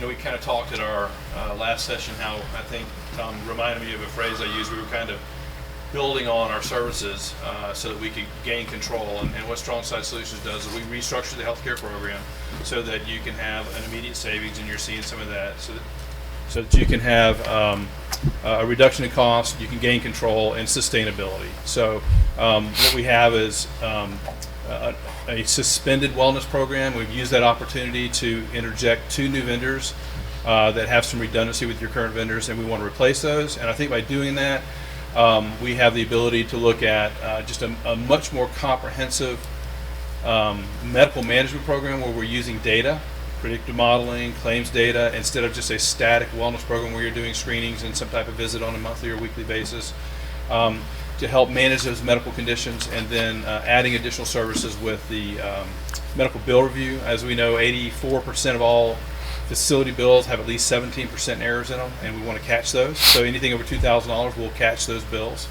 And then we want to reprice everything prior to the services being offered at 125% of Medicare, and a quicker payment to our doctors and facilities, which they really love. I was actually took my daughter to, she had a sinus infection Friday, took her to the doctor and talked to our doctor about it. He says, I would love more of that. I would love the opportunity to not have 4 people doing carrier billing and administration and getting my money to me faster. So this is a program that I think you're going to see adopted widely, and I appreciate you guys working with us to kind of implement that.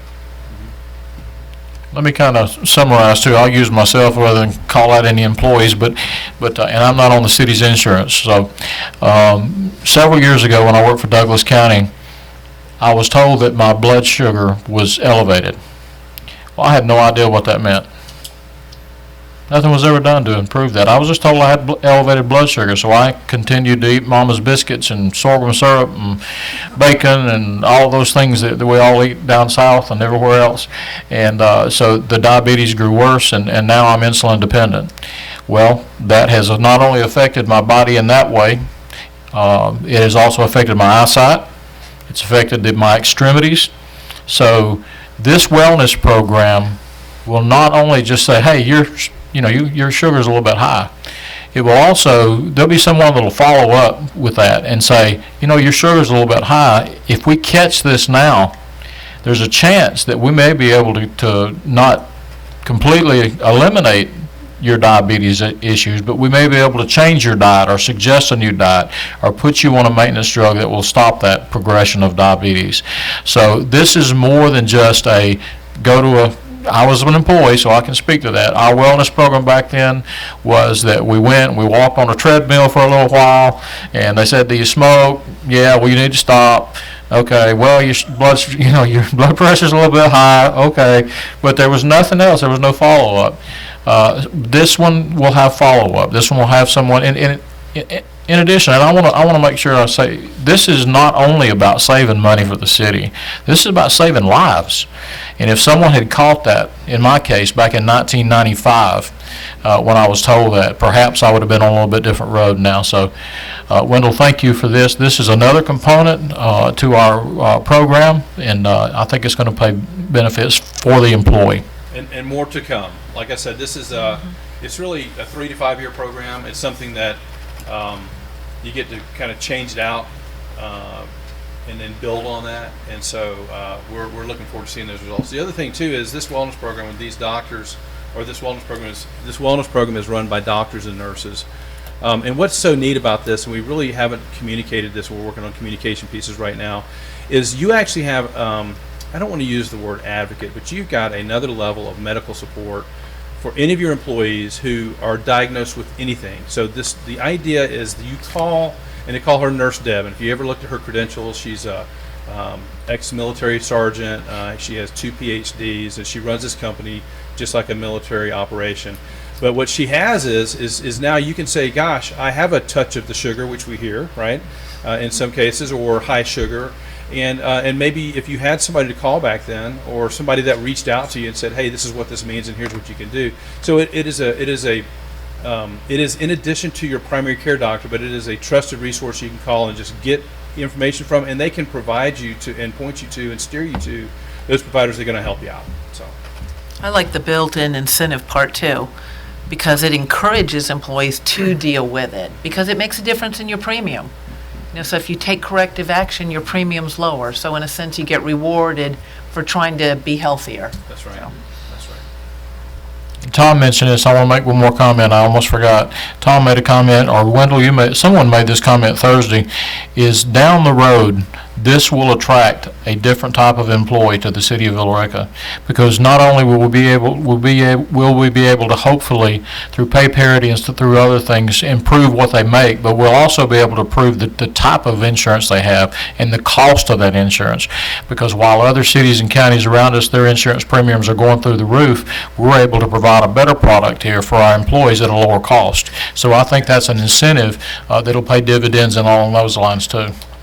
Yeah, Wendell, I'm thinking, down the road, how the chief, say, is and Stephanie are incorporating this into our postings when we have a job opening.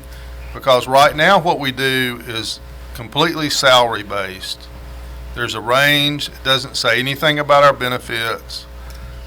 But I think we'll reach a point someday where we can, where the stronger statement in the posting is the cost of our insurance, and not just the cost to the employee, but the quality of it. Because in my mind, what we're going to be presenting people over time is sort of like smart insurance, where you've got medical people behind you that are intervening on your behalf and saying, hey, what you're thinking about doing is not, it's the wrong provider, it's not where you should go have that operation, or whatever, you're not following the regimen to treat, a condition or whatever. I think that'll be huge, because I think we're going to reach a point where traditional insurance is just going to be unaffordable to cities, because there's a limit to what cities can generate in revenue. That's right. The trend right now is if you do nothing, you double in 5 years. Wow. You double it every 5 to 7 years at this point in time, and that's unsustainable for not only cities and counties, but private Businesses. employers, anybody that offers health care. And remember that employer-sponsored health care was there to do what? To attract and retain good employees. And we pulled up the top 10, since you go into a mayor's conference in a week or so, the top 10 items on any mayor's. Number 1 was economic development. Number 2 was 52% said balancing the budget. But economic development is a funding mechanism to the budget, right, as well as balancing the budget. And when your number 2 expense is benefits, and it's doubling, and it's going to surpass salaries in 4 to 5 years, what do you do with that? So this program, and again, just kudos to your staff, because when we first started talking about this, they were like, well, now wait a minute, we're not sure. And I said, well, let's just talk about it one more time. And they stopped the meeting, they said, say that again. They stopped the meeting, they said, say that again. And we literally went over it about 4 or 5 different times, and when we really started restructuring the health care, so we took what your fully insured care was giving you and buying all the pieces separately, which gives us what? Control. When you have control, you can restructure it and you can make it better. You can buy it better. And so now we have the ability to probably maintain at about a 2% trend, and we're going to drop anywhere between 10 and 35%. So when you do that, so now you're taking something that was unsustainable, that was going to become second, if not first, most costly benefit. So now you can turn around and say it's kind of that budget fixer, isn't it? We were talking to another county that has 3,000 employees. We talked to the chairman, and he had $2.6 million worth of unfunded projects. Well, we were looking at returning to him $2.4 million, and we said, well, what would $2.4 million do to your budget and your projects? And he said it would fix every bit of it. And so that's the power of finding this restructured healthcare model and what we do to cities and counties. And I think it's really just going to make a big difference. And attraction and retention of employees is paramount. I mean, look at what's going on specifically with the police force. Everybody's leaving downtown Atlanta, going to other areas, and attraction of department heads. I mean, it's a real competition landscape out there. And I think the early adopters, which you guys are one that's going to adopt this, and it's going to fix that giant budget hole. It allows that predictability and sustainability so that you're going to be able to do things with your budgets going forward. Probably more than y'all wanted to hear, but I get a little passionate about it. Mr. Mayor, if you're ready, I'd like to make a motion. Yeah, if you're ready for a Please motion, do so. let's do it.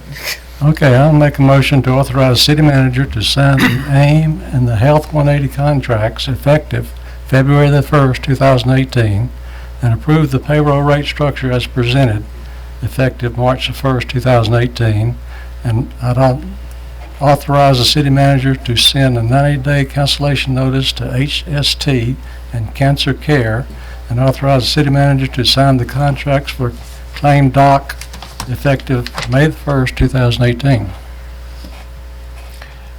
Council, you have that motion, so that you don't have to try to remember all that.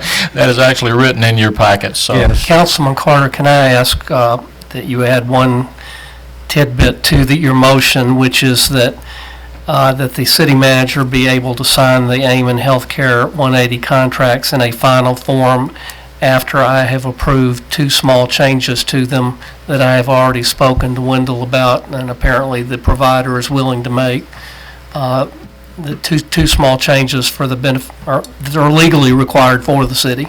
Okay, I'll modify my motion to include coming from you. All right. Lisa, aren't you glad I'm not going to make you read that whole thing back? I know. That's right. I'm glad it was written too. I'd like to second and third that motion. Okay, we have a motion by Councilman Carter, seconded by Councilman McPherson. As written in our, any further discussion? All in favor? Okay, it is unanimous. Thank you, Council. Thank y'all so much. Thank you, Stephanie. Thank you, Wendell. Okay, tab D, item number 1 and 1 only, alcohol beverage ordinance revision. Bobby? Thank you, Mr. Mayor, members of council. Briefly, I had a question, came into my office from a future applicant for an alcoholic beverage license that got me to look up the ordinance and discovered that it's a little bit unclear. With that being said, our alcoholic beverage ordinance dictates or specifies how close you can sell alcohol toward schools, churches, several other educational facilities. And currently, Section 3-47, which covers the proximity restrictions in the ordinance, item C in that pretty much states, for the purpose of this section, distances shall be measured by the most direct route of travel on the ground. And that's pretty much it. And that leaves, you know, the question came to me that, do we measure this by tape measure to tape measure, walking distance? Anyway. The crow flies. With some research of 5 or 6 other cities, and with a correction to item 4 in this revision from our city attorney, I would like to recommend that we replace item C in section 3-47 to read, for the purpose of this section, distances shall be measured by the most direct route of travel on the ground and shall be measured in the following manner. Item 1, from the front door of the structure from which alcoholic beverages are sold or proposed to be sold. Item 2, in a straight line to the nearest public sidewalk, street, road, or highway. Item 3, along such public sidewalk, walkway, street, road, or highway by the nearest route. And item 4, to the front door of the school, church, or alcoholic treatment building, or to the nearest portion of the school grounds, college campus, or housing authority property, whichever is applicable under this chapter.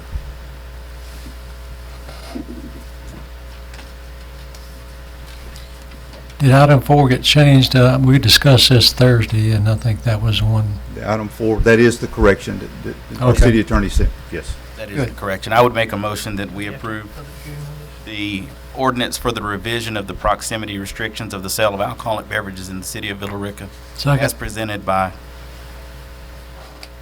I can't remember his title right now. Community Development Director. There you go. Have a motion by Councilman McDougal. Do I hear a second? Second. Second by Councilman Carter. Mr. Mecklin, for clarification, do we need to have a public hearing on this? No. Okay. Have a motion and a proper second. Discussion? All in favor? It is unanimous. Thank you. Bobby, of all the ordinances, how many pages is our book of ordinances? About 2,462 point. No, the total, you're talking about the code of ordinances is Yeah. about 450 pages. Okay, this is the only one in the whole, no, I'm just kidding. Thank you for bringing this to us. Mr. Mayor, I have to handle them as I get, as I get the questions. I'm kidding. Okay. All right, tab E, Economic Development / Main Street. Mr. Pike? Good evening, Mayor and Council. I would just like to say for the record that Wendell is worth every penny that he's making, because he came up and confirmed what I've been saying forever is economic development funds all the other stuff you want to do. So thank you, Wendy. Mayor, Council, the item we have before you this evening is the 2018 lineup for entertainment at the Mill Amphitheater. I will note that there's one adjustment from the lineup that you had from Thursday. We did take out the December 31st act, and we will be bringing a replacement for that in the February meeting. We're currently negotiating another contract for entertainment for that date, but everything else is the same as presented on Thursday of last week. And this is a budgeted item, so the funds to pay for this are in the Main Street budget for 2018. Just for sake of the audience out there, thank you, Chris, for bringing this back to us. One of the things that I talked to Chris about in public meeting last year was to bring a slate of entertainment to us that we could approve for the Mill Amphitheater. I don't like taking a back seat to anybody. I won't mention any other cities or amphitheaters in particular, but I want our amphitheater to be the best, and so I want us to have good groups that we can afford. I would like to add that Chris brought to our attention, I think this request is for 30. This is 32.5. 32.5, that's right, because you took the one out. And you brought in how much in donations last year? We did right at about 34,000 last 34,000. So there's a very good chance that you'll recover 100% of the cost of these bands. But we have to ask for the money up front because obviously these bands don't just wait until the last minute to book. So. Well, and plus we have to know when we're talking to sponsors who's coming. They want to know who's going to be the band. So. Right. Mr. Mayor, I'd like to know who was removed December 31st. Who bit the dust here? That was the KISS tribute band.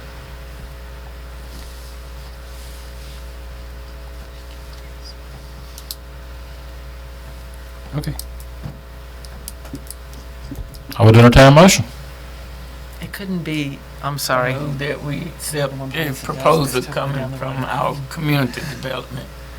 Have a motion by Councilman Marshallman. Do we accept the lineup as proposed? Do I hear a second? Second. Second by Councilman Carter. Discussion? That was for 32.5? Yes, sir. That's what's on here, yeah. It says 37 on it. That was the old one. He took a band away. All right, yeah. Okay. Any further discussion? What are we going to do? You said you're looking for one for December 31st. We'll bring the December 31st band to Separately. the February meeting. Okay. Okay, call a question. All in favor? Unanimous. Did you vote, Councilman Best? Okay. Thank you very much. Thank you, sir. No PowerPoints. Life is good. Tab F, Public Works. Pete? Against KISS. Charlie gonna handle this one?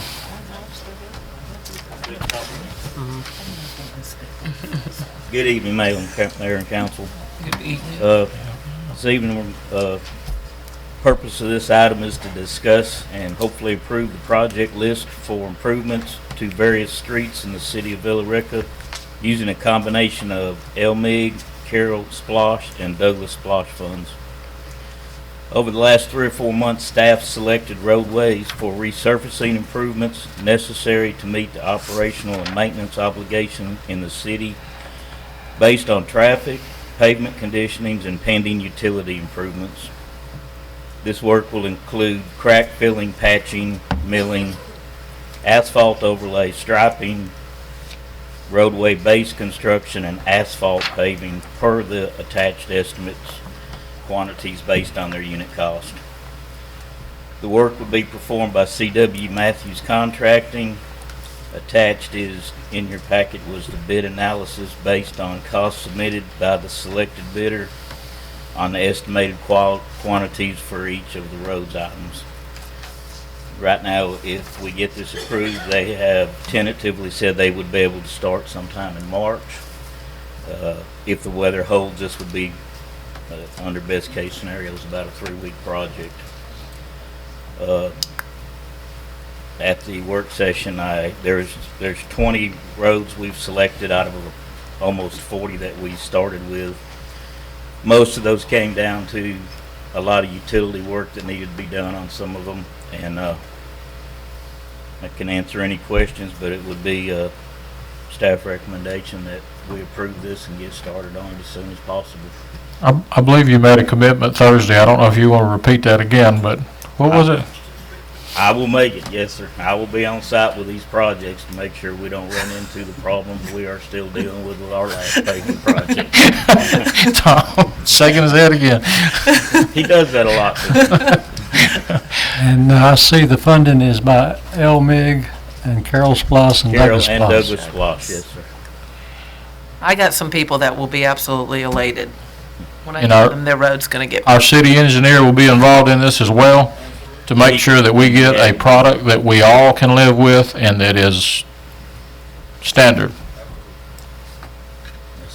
Well, since I don't have any roads in my ward to be repaired or whatever, I'll make the motion, or I move that we accept the proposed list of roads for C.W. Matthews while the improvements during the calendar year of 2018. Second. Have a motion by Councilman Best, seconded by Councilman Marchman. Is the motion clear to everyone? Yeah. Okay. Yeah, it's clear we're not going to do anything in his ward, right? I move that we accept the proposed list of roads for use by C.W. Matthews while making improvements during the calendar year 2018. At least that's what this says on this piece of paper. It's right off the cover sheet. Okay, further discussion? If not, all in favor? It is approved unanimous. Thank you, Mayor and Council. Thank you. See, the benefit is even if they're not in our ward, a number of them are ones we drive on down anyway. Not all of them, some of them. Okay, next item is one of my personal favorites of the meeting, our city manager's report. Tom? Thank you, Mayor. All right, so starting off with personnel, we have obtained the services of a new library manager. Vicki and I, Stephanie, interviewed along with Steve from the regional libraries. Her start date is February the 5th, and her name is Yvette. And Vicki, can you help me with the last name there? Yvette's what I have. Bridges, Yvette Bridges, February 5th. All right, I mentioned, I think before, about a couple of meetings with GDOT. So one of the things you had on consent was the lighting application, but there's going to be a lot of interaction with GDOT coming up. We've got neighborhoods that have approached us about median cuts on 61, future development on 61 that are looking for median cuts.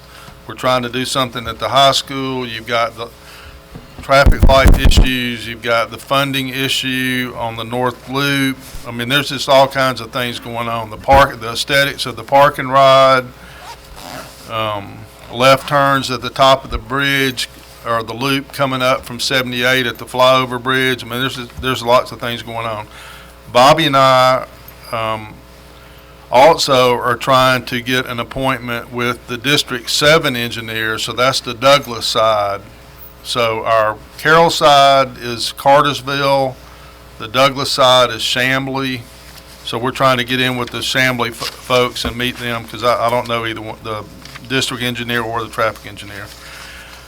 City Hall relocation, we're still waiting on a commitment from the parties and an MOUs to be agreed to before we do anything, but we have bid the build out of City Hall in the old library. And so we're waiting on that. Hopefully that will come to you in February, but you know, it's dependent on the other parties and that all those transactions to be agreed upon. The mayor and I have attended a Douglas County meeting since the last time we did this. Those communications have been, I think, very positive. I know that the chair of the county commission came to the Dorsey consultant meeting along with, I think, the Carroll chairman and somebody else.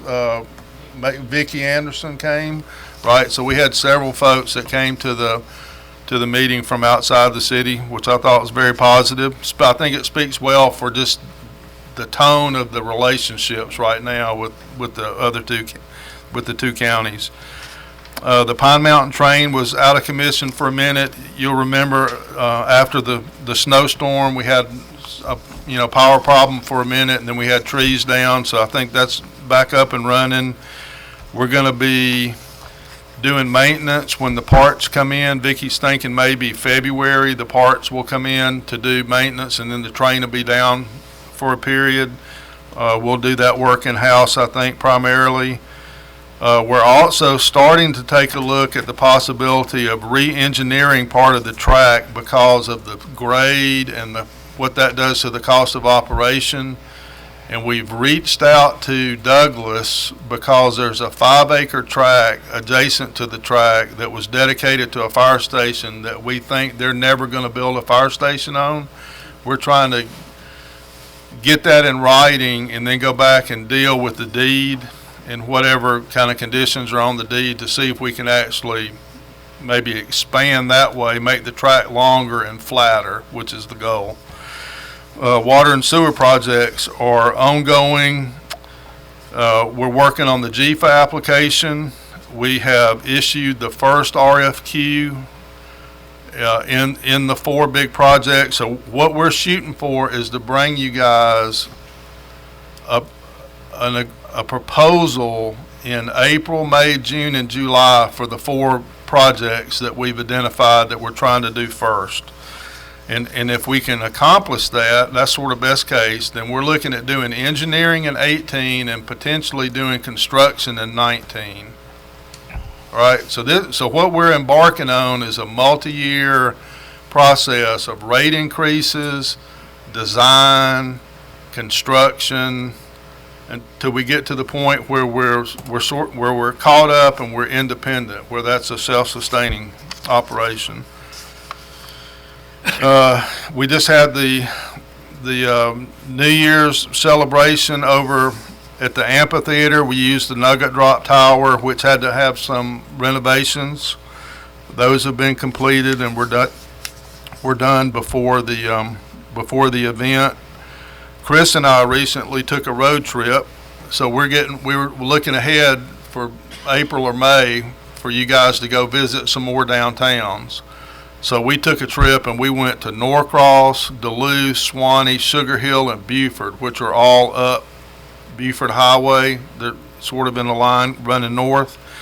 And I liked all but one of them. So I think we've got 4 really good candidates of places that you can go visit where you can see things that I think will expand your vision of what's the new city hall look like, what's sort of a renovated downtown look like, what does a built from scratch downtown look like. I mean, you've got some really interesting things that have happened in those little towns.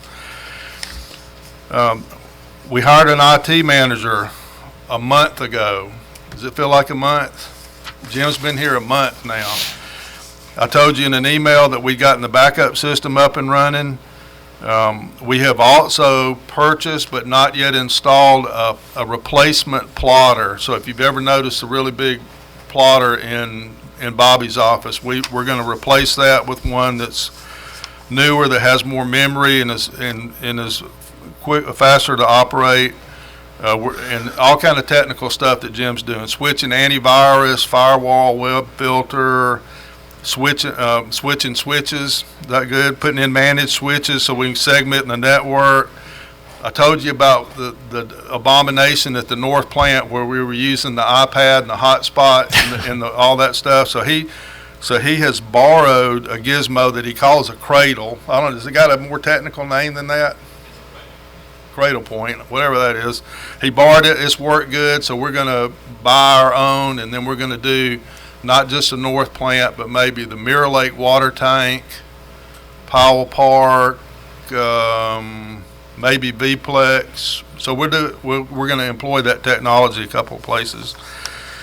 We need to revise the way our VPN is set up. That's the virtual private network that people use when they're at home to get into our network you know, with their laptop from the house so that they can work at home. So we've got to revise that to improve security there. And then some of you have already experienced a change in the passwording. So every 90 days, we're going to make everybody change their password. That's just sort of a best practice. It'll make Jim really popular with the employees, especially the police officers, because they can't remember their passwords to begin with. So making them change them is always a trick. Vicki and I met recently with the representatives from the Path Foundation. So you know those guys, they've done Beltline and all kind of stuff all over Atlanta. They've got a gorgeous new thing that I didn't even know about that they've done along Techwood Parkway, just south of the aquatic facility that hosted the Olympic aquatic thing in '96. I mean, they've done some gorgeous stuff. So their comment to us was this. He said, if all you guys want to do is have somebody come in here and make a plan and you're going to put it on the shelf, then I'm not interested. But he said, if you guys are going to turn some dirt, then I'm interested. So if we've got the money and we got the will to implement a plan, he wants to come in and help us. And this is a serious guy. I think he's raised, what'd he say, 60 million in public money and 150 in private, or vice versa, or something. I mean, in 20-something years, he has really been effective all over the state. And then the last thing is, we have, while working on the railroad park and the minor statue and stuff right here, okay, Temple going down. One of the questions that has arisen is, what's underneath all that? And we don't know, but when you look at it, it looks like there's a significant layer of concrete underneath the asphalt, and it looks like the asphalt's pretty significant. So we started out intending to take core samples through there just to see how deep that is. We've got areas out there where if we want to do renovation, the street's higher than the sidewalk, so you've got some stormwater issues with the water running the wrong way. And then we're working on the Welcome Center. Well, the Welcome Center's got really difficult topo and parking issues. That's not a great area to drive into and park and drive out of, so we're going to core some over there to see if we start messing with that parking lot, how deep that is, because we don't know, and it could be similar. And then we're also looking ahead, as Pete and Bobby and Charlie and Dukes and I are working on this road project list. We're looking ahead to the next year. You know, what are we going to do in 19 and 20 going forward? And one of the roads that needs work is Punkintown, right? Well, Punkintown has been top coated and not milled like 733 times or something. So one of the guys swears that you can go out there and there's a place where the road is 16 inches taller than the ground if you're standing on the shoulder, or something insane. So I don't know what milling 16 inches of top coat is, but that sounds onerous to me. But anyway, so we're going to core like a half a dozen times out there too. So I'm going to be bringing y'all back some results that we're probably not going to like. But what we experienced with HEH wasn't an aberration where we top coated and didn't mill. That's been sort of a practice for whatever reason. I mean, obviously we do it because it's cheaper, right? It's cheaper to top coat than to mill and top coat, right? But at some point you have to pay the piper. And so we're at least going to figure out what the piper is going to charge us, but it's going to be bad. But if we ever want to get control of it, that's the route we need to take. So anyway, so those will be coming soon. I think they're coming out on the 15th to do that work. So if you see some guys out doing that, that's what's up. Do you want to speak to the train issue at all? Do you have any updates of that, or? I can say briefly what I know. So there's a government liaison guy that we've been talking with at Norfolk. So whatever happened with people calling the number that's posted on the sign that we put out on Facebook, that was effective. All right, so we've fully got Norfolk's attention. I've been told that they were very, very unhappy internally with whoever made the decision that led to the train sitting most of the weekend that time, several weeks ago. So I don't know if heads rolled, but there was some definite unease on the part of some of the higher up guys about the decision making. So what I was told yesterday was that there was a conference call that was described in the email as a large conference call. I don't know what that means. I don't know if that means big wigs or a bunch of people or both or whatever that meant.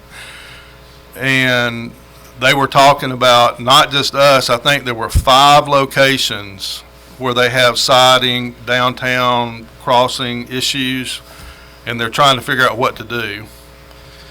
So hopefully we'll get something back out of that, but we're at least on their radar. So Let me identify this, because I'm getting calls now every time there's a train sitting on a sidetrack in Villa Rica, and that's not what we're talking about. That is a sidetrack. There will always be trains that sit on the sidetrack. We're talking about trains that sit on the sidetracks for extended periods of times, upwards of 2 and 3 days. That's what we're talking about here.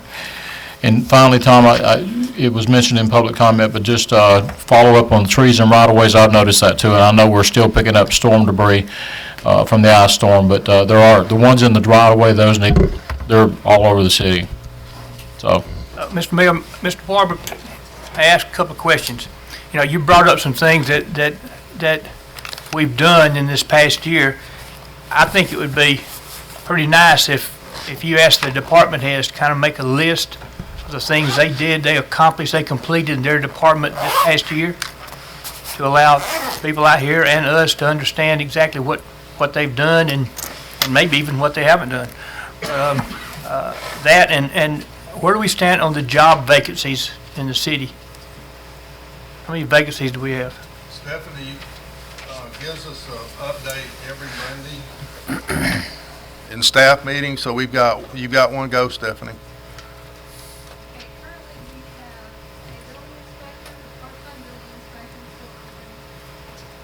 Stephanie, would you mind coming up here, because there may be somebody listening that may be interested in these jobs.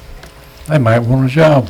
And while you're walking up, I actually got a call about somebody who wanted to know about city jobs. So I sent them the Villa Rica happenings, because the Villa Rica happenings, I think, are probably going to be the ones. You can also send them to the HR website, because you click on job vacancies or job opportunities, and it'll take them to the website where they can see the job description and apply. Okay, I'll talk to you after. So, Okay, we have a part-time building inspector open. We have 16 applicants. None of them have any building inspector experience. We have a current opening in collection and distribution that has not been filled yet. I think Jimmy is close to filling that position, and it may create another vacancy in another department for a transfer. How long how long have all these jobs been open? The collection and distribution job closed on December 20th, so it's been in process since then. It was posted for 10 business days. Okay. The building inspector's been open since about June? July? No, not that long, but I didn't It's come been a until while. July, so it was after I got here. True. Okay. Part-time custodian, we have 27 applicants. We are narrowing them down, about to do interviews for those positions. Those are January 1st in the budget, so we're ready to fill those. The police department has an ongoing job posting, and right now they have 74 applicants. And, you know, some of them may not be up to snuff for what Chief thinks of as for his police department. So I forward all the applications to the department heads and let them narrow it down or proceed the way they want to.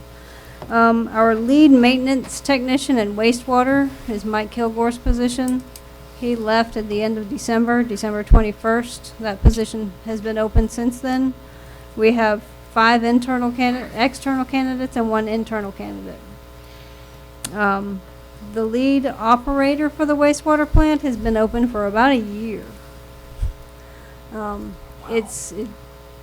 There's a shortage of licensed wastewater and water operators. We're looking for a Class 2 license as a minimum. So it's very difficult to find these people who are willing to move. And then our maintenance technician, that position will be vacated on the 17th of January. It's in the wastewater department as well. And that position is posted. We have 6 external applicants for that. Okay, thank you. So I have a question. Yes, sir. We've got some of these jobs that's been open for a long time. Do we have any way of knowing if these jobs just are that difficult to fill, or are we not paying an amount of money that would attract someone to come and apply for that job? I think it's a combination. We do post the minimum salary and sometimes the salary range on these positions. So if you're making 50, why would you want to move for 41? You know, and they don't understand how we set the base salary on a new employee, which is going through a matrix that Sarah and Tom and I developed recently. So I think after a year, it makes some sense to me that we might look at that as an option to maybe consider. True, but how long would we want to leave the one that that's plant operator? That vacant? operator, I mean, we have 4 applicants that are qualified. Dean has interviewed 3 of the 4 so far, and they just aren't fit. I mean, So we're looking for a higher quality yes. person who would like to be paid. Low money. That's right. Right. Can we not get one in here that's not licensed and train them? Help them Not to get... be a lead operator, no. To be a Class 3 wastewater operator, yes. We actually have 2 OITs right now in wastewater, which is an operator in training. They have to get so much work experience before they can even sit for a Class 3 license.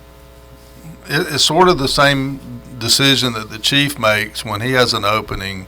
Does he hold out and only get a post-certified guy, or does he get somebody green that we have to send to the academy? And I think he sort of goes back and forth depending on, you know, the health of the organization and who's coming through the applicant pool. So, Pete, I think you're going to come up and shed some light on this. Yeah, I just wanted to say that on this particular position, at one point in the process, we did have a pool of some applicants that one was selected. By the time the offer was made to the applicant, can you speak to what the situation was like?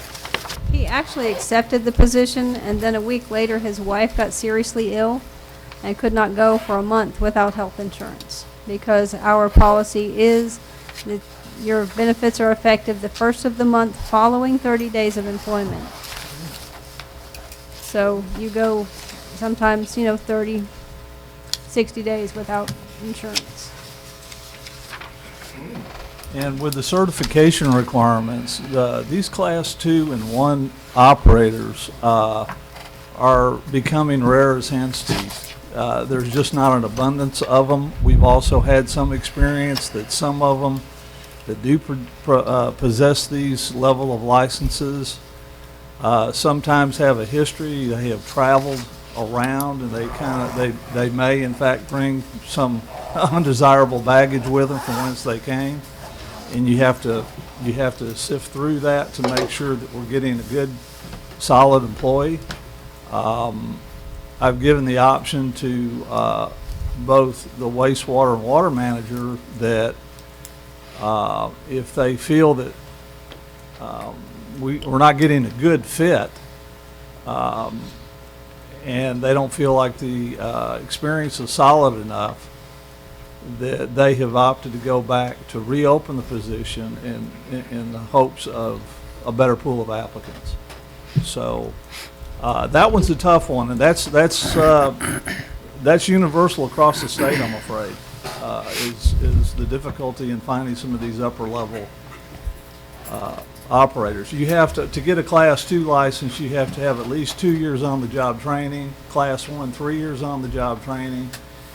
And if we're looking for a lead operator, we'd like to see some supervisory experience there, management experience that they can bring to bear and assist our current manager in the day-to-day activities. So that's the problem there. Thank you, Pete. Pete, since you're up here, I'm glad you came up. In our search for where our lost water is going, you were calibrating meters. Did you finish that? No, sir. And that'll probably be, it's in process, it's ongoing. It's probably going to be a couple of months, 2-3 months before we can conclude that activity. In fact, we have training with Neptune at 9 o'clock tomorrow at the distribution office, and we're going to be involving some of Sarah's staff with billing and meter reading, of course. What we've discovered is in some well, in the vast majority of cases on these commercial meters, there are no bypasses, and we're going to have to purchase these bypasses. We're going to have to take efforts to be sensitive to the businesses because they'll have to be down for a period of time when we go ahead and refit and do this. So we're itemizing things and identifying them as we go. Some meters will have to be replaced. We've already replaced some registers on meters where it doesn't require the whole meter body itself. So yes, we're making some progress. Pete, is that something we require? Bobby, you may be able to answer this as well. Do we require that for our commercial customers, that there's a bypass installed on the meter? We need to require that. I don't think that was a prior requirement. Because I know that there's another situation that you're familiar with right now that we've got that same issue. We can't take them out of service to even check the meter.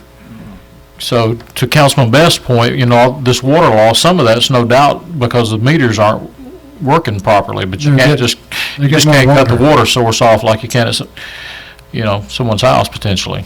So that means we don't have any results yet to tell if that's where some of our water loss is. I think I'd be premature in bringing or suggesting any results at this point in time. Okay.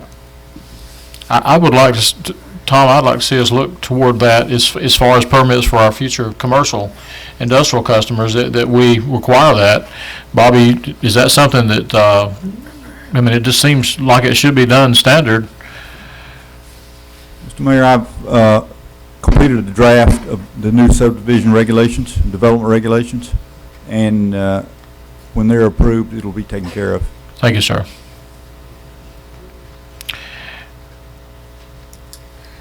Tom, good report. Do we have any executive session? No. Okay, we have no executive session. I would entertain a motion to adjourn. I so second. A motion by Councilman Marchman and a second by Councilman Carter and others. All in favor? I hope nobody. Are you going to oppose it? All opposed? All by yourself. You can stay here. We are adjourned. I don't think I'll need a work session if you're going to stay in 3 hours.